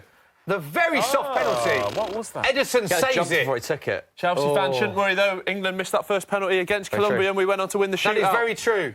But that was the worst penalty I've ever That is seen. ridiculous. There's a bad penalty, so... Oh, God, it's all go now. We still haven't seen goals. We still can't see I don't goals think we're in a gonna see a penalty goal. shootout. Give us a goal, someone. I said not in a million years, Smithy, and I meant it. It'd be amazing if we see no goals, wouldn't it, in a penalty shootout? Right, first penalty shootout for Man City. That is Gundogan, it looks like. Yeah! In the back of the net. We've got a goal. Oh, that Jorginho penalty. Good pen from Gundogan, that, Darius. Good. Don't get better than that. Send him the wrong way and put it in the corner. Yeah, completely sent the keeper the wrong way. So one penalties each. Chelsea with a miss, Man City with Massive a goal. pressure But now. very early stage. Azpilicueta, I expect Azpilicueta to score. You expect Azpilicueta, don't you? He's a solid 7 out of 10 every game. Mr. Chelsea. Do you think am I wrong? Am I right? I think you're right. I can't remember the Thinking last time of seeing him pressure. take a pen, to be honest. I do expect him to score. Oh, that's a good run up, that. Oh, Oh, interesting little one. shuffle. Oh, what a penalty that is! Darius Vassell clapping. He absolutely That's what loved it's that about. penalty. Very interesting run-up, wasn't it? I Stopped to the feet. weren't sure about that. And he leathers it into the top right-hand corner. What a penalty. Says Azpilicueta. See you later. I'm loving the spider cam view on these pens Yeah, as well. fantastic. Where you see that. Is that I wanna see that first for again. Sky? Is that? So it's all square. Darius, would you have put your name forward for a penalty? Would you have gone, I'm having one here, boss, or not? Depends. On a lot of different What does it depend on? Sergio Aguero stepping up for Man Surely City. he'll score. Got a great record against Chelsea, of course. Sergio. But it's been a funny old game, Dave. It has. He's going to score, and he's Oh, a Sergio bit Aguero. delirious, aren't we? Kepa. Oh! Oh, does he have to retake it? He's not happy with Why that, did you is say he? that? I don't know. He didn't really celebrate. This is a really soft penalty from Aguero. That was Straight to not Kepa. saved that. Willie would have saved Willie that. would have saved that. Straight through Kepa's hand. That is an absolute stinker from Kepa. Straight at him. He got the right way. It was a weak penalty for Aguero. Yeah, that's why he's laughing. Horrible, Darius Vassell described that. You're a big Aguero fan, but not a big. Oh, you know big what? Aguero probably a Willie fan as well. Should have gone. You should have gone off. Yeah. Kepa, You know what I mean? So, And who's this next penalty taker? I wonder what you're saying then. Is it Emerson? It's It's Emerson for yeah. Chelsea. Interesting Who trail choice. after two penalties. Stands. This is going in the stands. Left-footed. Oh, wow! Another close call for the keeper. How does he feel? Boss man. And it got his hands in. This is such a tight game to call even now. I've always. I can't believe that first penalty is so bad. That's so bad. Edison getting his hands Aguero's in was just the as back bad, of the I net. And If it's a you're very, doing that- very close penalty. It looked like he got hands in it. That somehow went in. Kepa needs to How save check one. around. Leroy Sané, tough one to call this. Great player. Oh, this is Will big. this be in the back of the net? Darius Vassell, little prediction on this one. I'm going to put you on the Put spot. me on the spot. I'll put you on the spot. What do you say? All right, OK, let's have a look at his run-up. He's disobeyed. Yeah, I'm giving him the goal. Giving him the goal. Giving him the goal. Right to disobey the manager. We are all square. What a shootout we are witnessing. It's already been 10 times more exciting than the game. It's 2-2 after 3 penalties. Both keepers with a save each. Sane with a poor pen. Perfect height for Kepa. Vamos, he says. He says Vamos. That's why you stayed on the pitch. Redeemed himself. Sarri is celebrating, looks happy. Redeemed himself now? Not yet. Not yet? Wow, OK. Sorry, we're saying that's why I kept him on. David Luiz, surely this is in the back of the net. This is, I'm catching this one. This is in the back of the net, isn't it? David Luiz. I'd be amazed if David Luiz... Three of the 4 Chelsea pen takers have been defenders. Yeah. Not one attacker. Well, I think it comes down to what Darren was saying earlier. It's who wants one at this stage. It's not necessarily the best. Aguero's the best at striking the ball. That's one of the weakest penalties. OK, it went in, but... David Luiz loves taking a pen. He'll score this. Doesn't Hazard take pens a lot, like, as well? Yeah, like, maybe Hazard will probably take the 5th. If this goes in, it's huge advantage Chelsea. Oh, it's in the post! No! We've all called it wrong. It's in the post. You can't predict this game at all. Too long a run-up. David Luiz has hit the... In the long jump, I thought. He's hit the post. Would have been better off doing that. We just can't call it. Thoughts on this pen? Poor Duras. Trying to go for a rebound. I think you'd have saved it anyway. Perfect. Look at this camera shot. Margins. Sky have absolutely nailed this. Look at this shot. David Luiz. There's a great shot as well of a Man City fan. David Luiz dejected on his face. He's got to score. Who's this? Bernardo Silva, it looks like. Needs to score to give City the lead. He does score. Straight down the middle. Old school. Cheeky boy. Bernardo Silva. It is 3-2 to Chelsea. After the 4th penalties each. Both teams have taken 4 penalties. Chelsea 2 goals scored, Man City 3. Chelsea have to score this. They have to score, yeah. To keep this penalty shootout alive. Wow. Pressure. What drama we're witnessing. Who's taking? Hazard. It's Eden Hazard. Surely Eden Hazard scores here. Misses, he misses, No, goes off. surely not. Misses. The right prediction. Quiet over there. He's very quiet. I think he misses and then reveals, pulls out 2 tickets to Madrid, walks out of Wembley and says, see you later. Which we've never seen before either. No, this is back of the net. Surely Eden Hazard does not miss this. He'll score. He's a big game player. Not a big run-up. Eden Hazard steps up for Chelsea. Very trot. small run-up. Oh! Eden Hazard! The penalty that he has to score. That's what it's about. That is unbelievable flair. What a player. See a replay of that. That is incredible. He's Panenka a penalty that he has to score. Darius, give me your thoughts on that. That was unexpected. That was a joke. Honestly, that was crazy. And the angle we saw, it looked like he suddenly got it. Unbelievable. So it's 3-3, Man City to win it. Raheem Sterling to win it. Oh, don't miss. If he scores, then they win, right? That's it, yeah? If Raheem Sterling misses, it goes to extra time. If Raheem Sterling scores, he wins the Carabao Cup for Manchester City. Raheem Sterling steps up. Oh, God. Oh, I don't want him to miss. Oh, yeah! Manchester City have won the Carabao Cup. Raheem Sterling is the hero. They win 4-3 on penalty shootout. These are the scenes. Darius Vassell, former Manchester City player. Your heart was in your mouth at times. It was. Reaction to this game, not a classic game, but once again, Manchester City get the job done. Yeah, excellent. One of the best penalties I've seen taken. Raheem Sterling there, stuck it away. No chance for the goalkeeper whatsoever. Probably the most pressure he's ever been under in a Manchester City shirt, possibly. You know, penalty shootouts are not easy at all. Not quite what we predicted. I'm happy for Manchester City. They are a quarter of their way to winning me some money. Yeah, good point. We've got to talk about this controversial moment. I can't even get my words out because we've not seen the like of it. Willy Caballero, a player that has played in goal for Man City, that knows the Man City team, that's won a penalty shootout for Man City, was due to come on. Sarri wants him to come on. Sarri's never won a trophy in his managerial career. He's split opinions from the Chelsea fans. It was the keeper himself, Kepa, that made the decision not to bring him on. Sarri was fuming. Chelsea have lost the penalty shootout.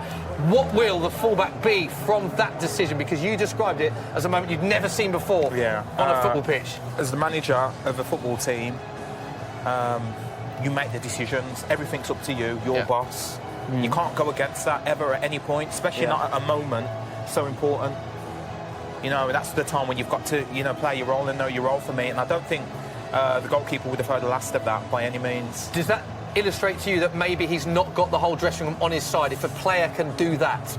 in a big game, in a cup final? For me, no. I think that just in line with what's been going on with the club, it's going to look that way, and that could be just as dangerous. Would that have happened with Pep Guardiola? If Ederson had an injury and he'd have said, I don't want to come on, would you have seen that? No chance. It could happen with anyone. I think it could happen with anyone. I think that it was an emotional reaction by the player, and it could happen at any club with any manager. I just think that given what Chelsea are going through right now, it's just going to look bad, and they don't need that right now. Chelsea fans, get involved in the live stream. What do you think of that? Would you have won the penalty shootout if Willy Caballero had come on? What do you make of the fallout between Sarri and Kepa? We're going to come to the social corner very soon, but these are the scenes. There is Kepa. We haven't seen if Sarri and Kepa have gone to each other yet. Joyous scenes in one end, and look at that, it's emptying out so quickly, as it always does in a cup final at Wembley. Traffic on it. The Chelsea end completely empty. It's another cup final Pep Guardiola has won. I think that's 11 from 12. Scrape through. Scrape through again, but Pep Guardiola always gets the job done in cup finals. Michael McCubbin. We'll talk about Raheem Sterling in a minute, but let's talk about Pep Guardiola cup finals. His record is phenomenal. Yeah, it's ridiculous. And I genuinely believe Chelsea should have won that game. They were the better team. Yeah. So, yeah, got away with it this time, I guess. And if Caballero had come on as well, like, I think that could have changed things perhaps. But I don't know.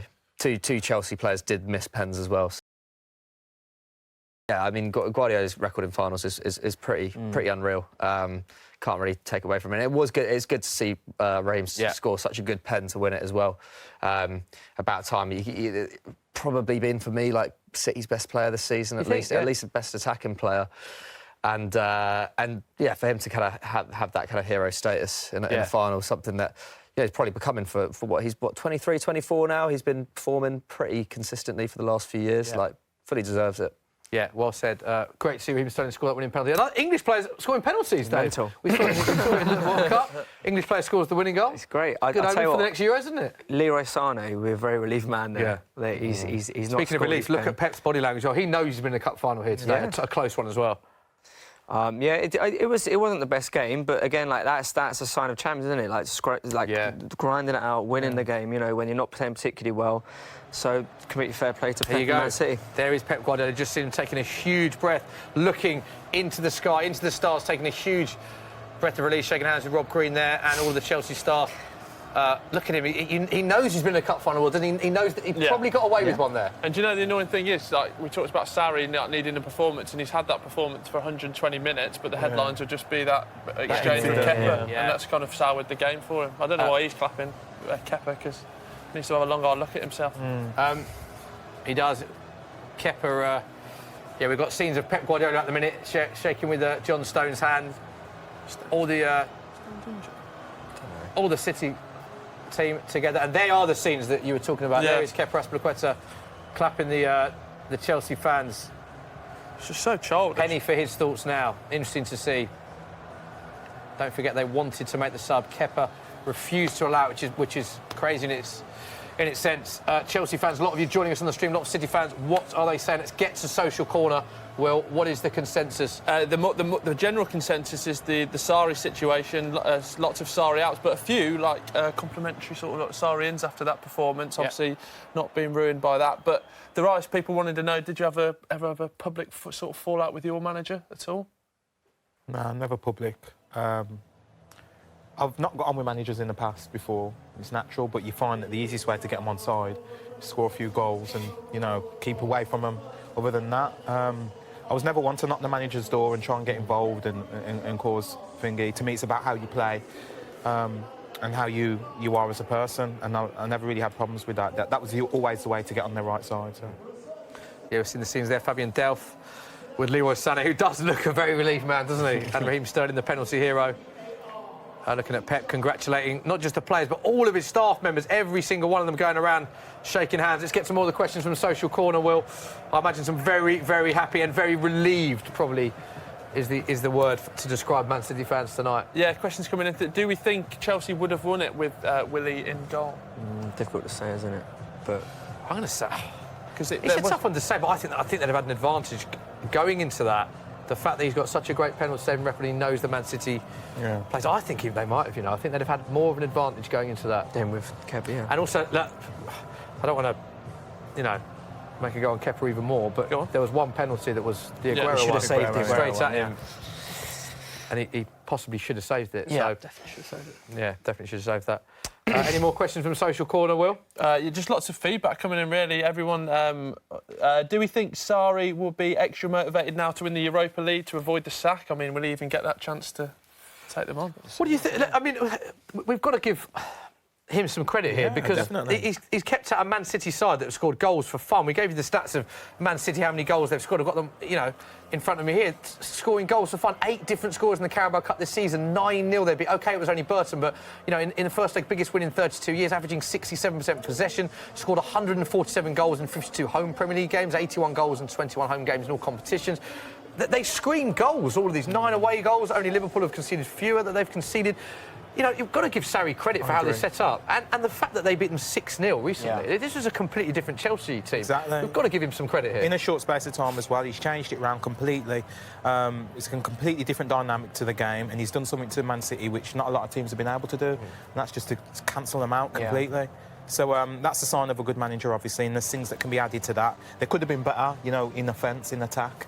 They could have, obviously got the ball in the back of the net a couple of times to really put the icing on the cake. But all in all, we said at the start, he may lose this game, but the manner in which he loses it is probably going to speak more volumes. And I think this, for me, was, it shows signs that there's still life left in him as a manager. And do you think if he'd have put his foot down and said, no, you're coming on, Willy Caballero comes on, he makes the change that Kepa doesn't want, and then they go on to win. That suddenly psychologically changes the mindset of Sarri. Could have been his moment, couldn't it? It could have been his defining moment as a manager, couldn't it? Yeah, and it should have been, because he is the manager, and I've never seen that on display so blatant. I'm not doing what you're saying, manager. I've never seen that before. And it could have been a defining moment in his career, winning your first trophy, overpowering player power. Yeah. And it didn't happen, and now he'll be remembered as that. These are the scenes. There is Vincent Kompany getting his hands on another trophy for Man City. Probably Such a leader, captain of Belgium, captain of Man City. Another trophy that he's going to be lifting. On a proper positive sentiment, just does so much work around the city of Manchester as well. He's really taken it into his home. Yeah, well said. I mean, it's someone that is such a likeable character. I've never met him, so I can't say that for definitive. But you speak to so many players, and they just say what a genuine guy is, what a gent, what a leader, what he does off the pitch. And it's evident again that he's had his injury problems, but he's come back in, and it kept Chelsea quiet. I mean, I know that you said when Laporte coming off, Kompany coming on, that could have been an area Chelsea looked to exploit.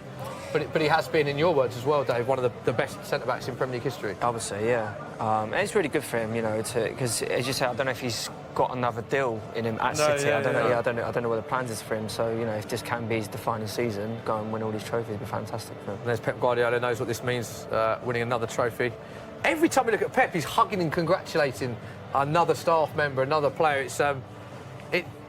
McCubbs, it just shows the team spirit that Man City have got, and this togetherness, this philosophy that Pep builds is that everyone's part of this squad. Yeah, for sure. And like you saw with, he's built a dynasty. And it's not even just down to him. I think it's just down to the club in general. They've been building towards this for now 10 years, basically.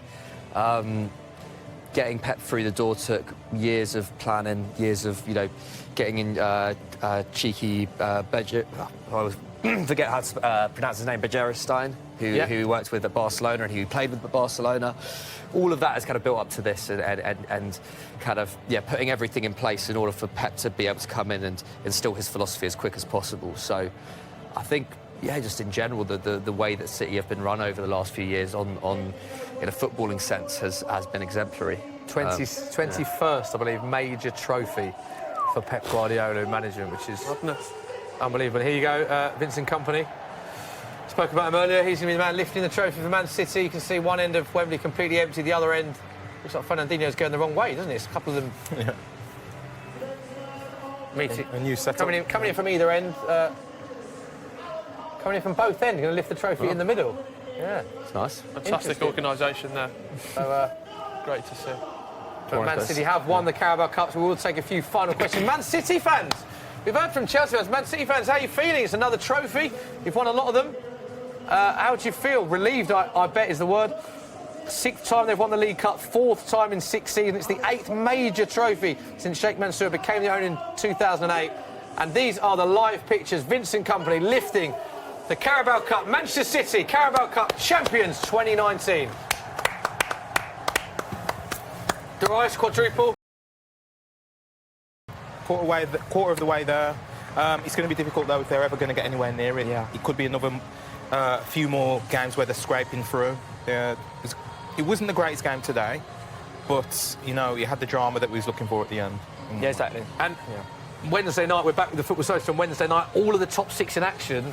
First time in one day that all of the top 6 play, midweek as well, which we don't see often. How is this going to affect both Man City and Chelsea? Because Chelsea have got Spurs, Man City in a title race. They're going to be With regards fatigued. to Man City, one word, Fernandinho. He's injured now, by the looks of it. Great point. And that could be a big, or is going to be a big blow for them if he misses out any games leading in towards the end of the season, because he's very important for them. And that Tottenham-Chelsea game, which is our feature game for the Football Social, huge game for both clubs, because Spurs will probably have revenge for the Carabao Cup semi-final defeat. Chelsea want to bounce back from this, and sorry, that's a big game for both clubs, isn't it? Massive. And it's got that added bit of needle because of their rivalry anyway. So, there's some good games to look forward to in the week. Huge one. And it's interesting what it does for the title race, isn't it? Right, we'll get the final thoughts. Congratulations to Man City winning the Carabao Cup. Thank you for all your questions on social media. Last question, how are we going to end it? Will Brazier? I think everyone's man of the match, really. Who do we think was the stand-up performance in a 0-0? Darius? Can I go last? You're trying to cheat. You can if you want. Yeah, I just want to cheat. It's fun, isn't it? I think, despite being on the losing side, I thought N'Golo Kante was fantastic. Do you know what I'm going to say as well? I thought Eden Hazard was brilliant today. Always getting the ball, always creating chances, and the fact that he Panenka-ed a penalty that he had, that was one to keep them in it. Yeah. I just thought that was flair, but obviously you've got to look at Man City. We'd expect a Man City player to be awarded it with the because they won. They've won it. It's tough to pick a standout player, really. Guerrero was quiet. Sterling was quiet. De Bruyne was quiet. Winning penalty. Winning pen. Sterling maybe. Maybe they did do well defensively. Yeah, Otamendi was all right. Otamendi was good actually. Yeah. It's a difficult one. I'd personally agree with Jackson. I think Kante for me was the outstanding player, but maybe Sterling just for scoring that winning penalty. He was quite dangerous in extra time as well. Cut through the Chelsea defence a couple of times. I don't know. That's what I'd go for from City's perspective. But, okay, last question, Will. Give us one more. Do we think Sarri will be there come the end of the season? End of the season. I'm going to say no. I think they've got one bad performance in him and then he'll be gone. I think he'll be the boss till the end of the season because of the Europa League run, and I think he won't be at Chelsea next season. So I think they'll keep him to the end of the season, and then they'll look for a new manager next season. I'll second that as well. I think I'm with that. Yeah, I think so. McCubs? I'm going to say he's going to keep it for now. Yeah. I don't know what will happen at the end of the season, but I think he'll still be in a job. Okay. Come the end of it. Yeah. Will, finally, do you think he will? Well, I think the bigger question is who's going to be there along, Kepa or Sarri after. Oh, yeah, that's a debate for another day. And speaking of another day, Wednesday. That debate is Wednesday. The Football Social is back in a few days. All of the top 6 playing will be back at 7:30 on Soccer M and Football Daily's YouTube channel. Big thanks to Will Brazier, to Dave Jackson, Michael McCummins, to Darius Vassell, and of course to Lewis Garcia earlier on. Thanks for joining us. We'll see you on Wednesday night. Bye-bye.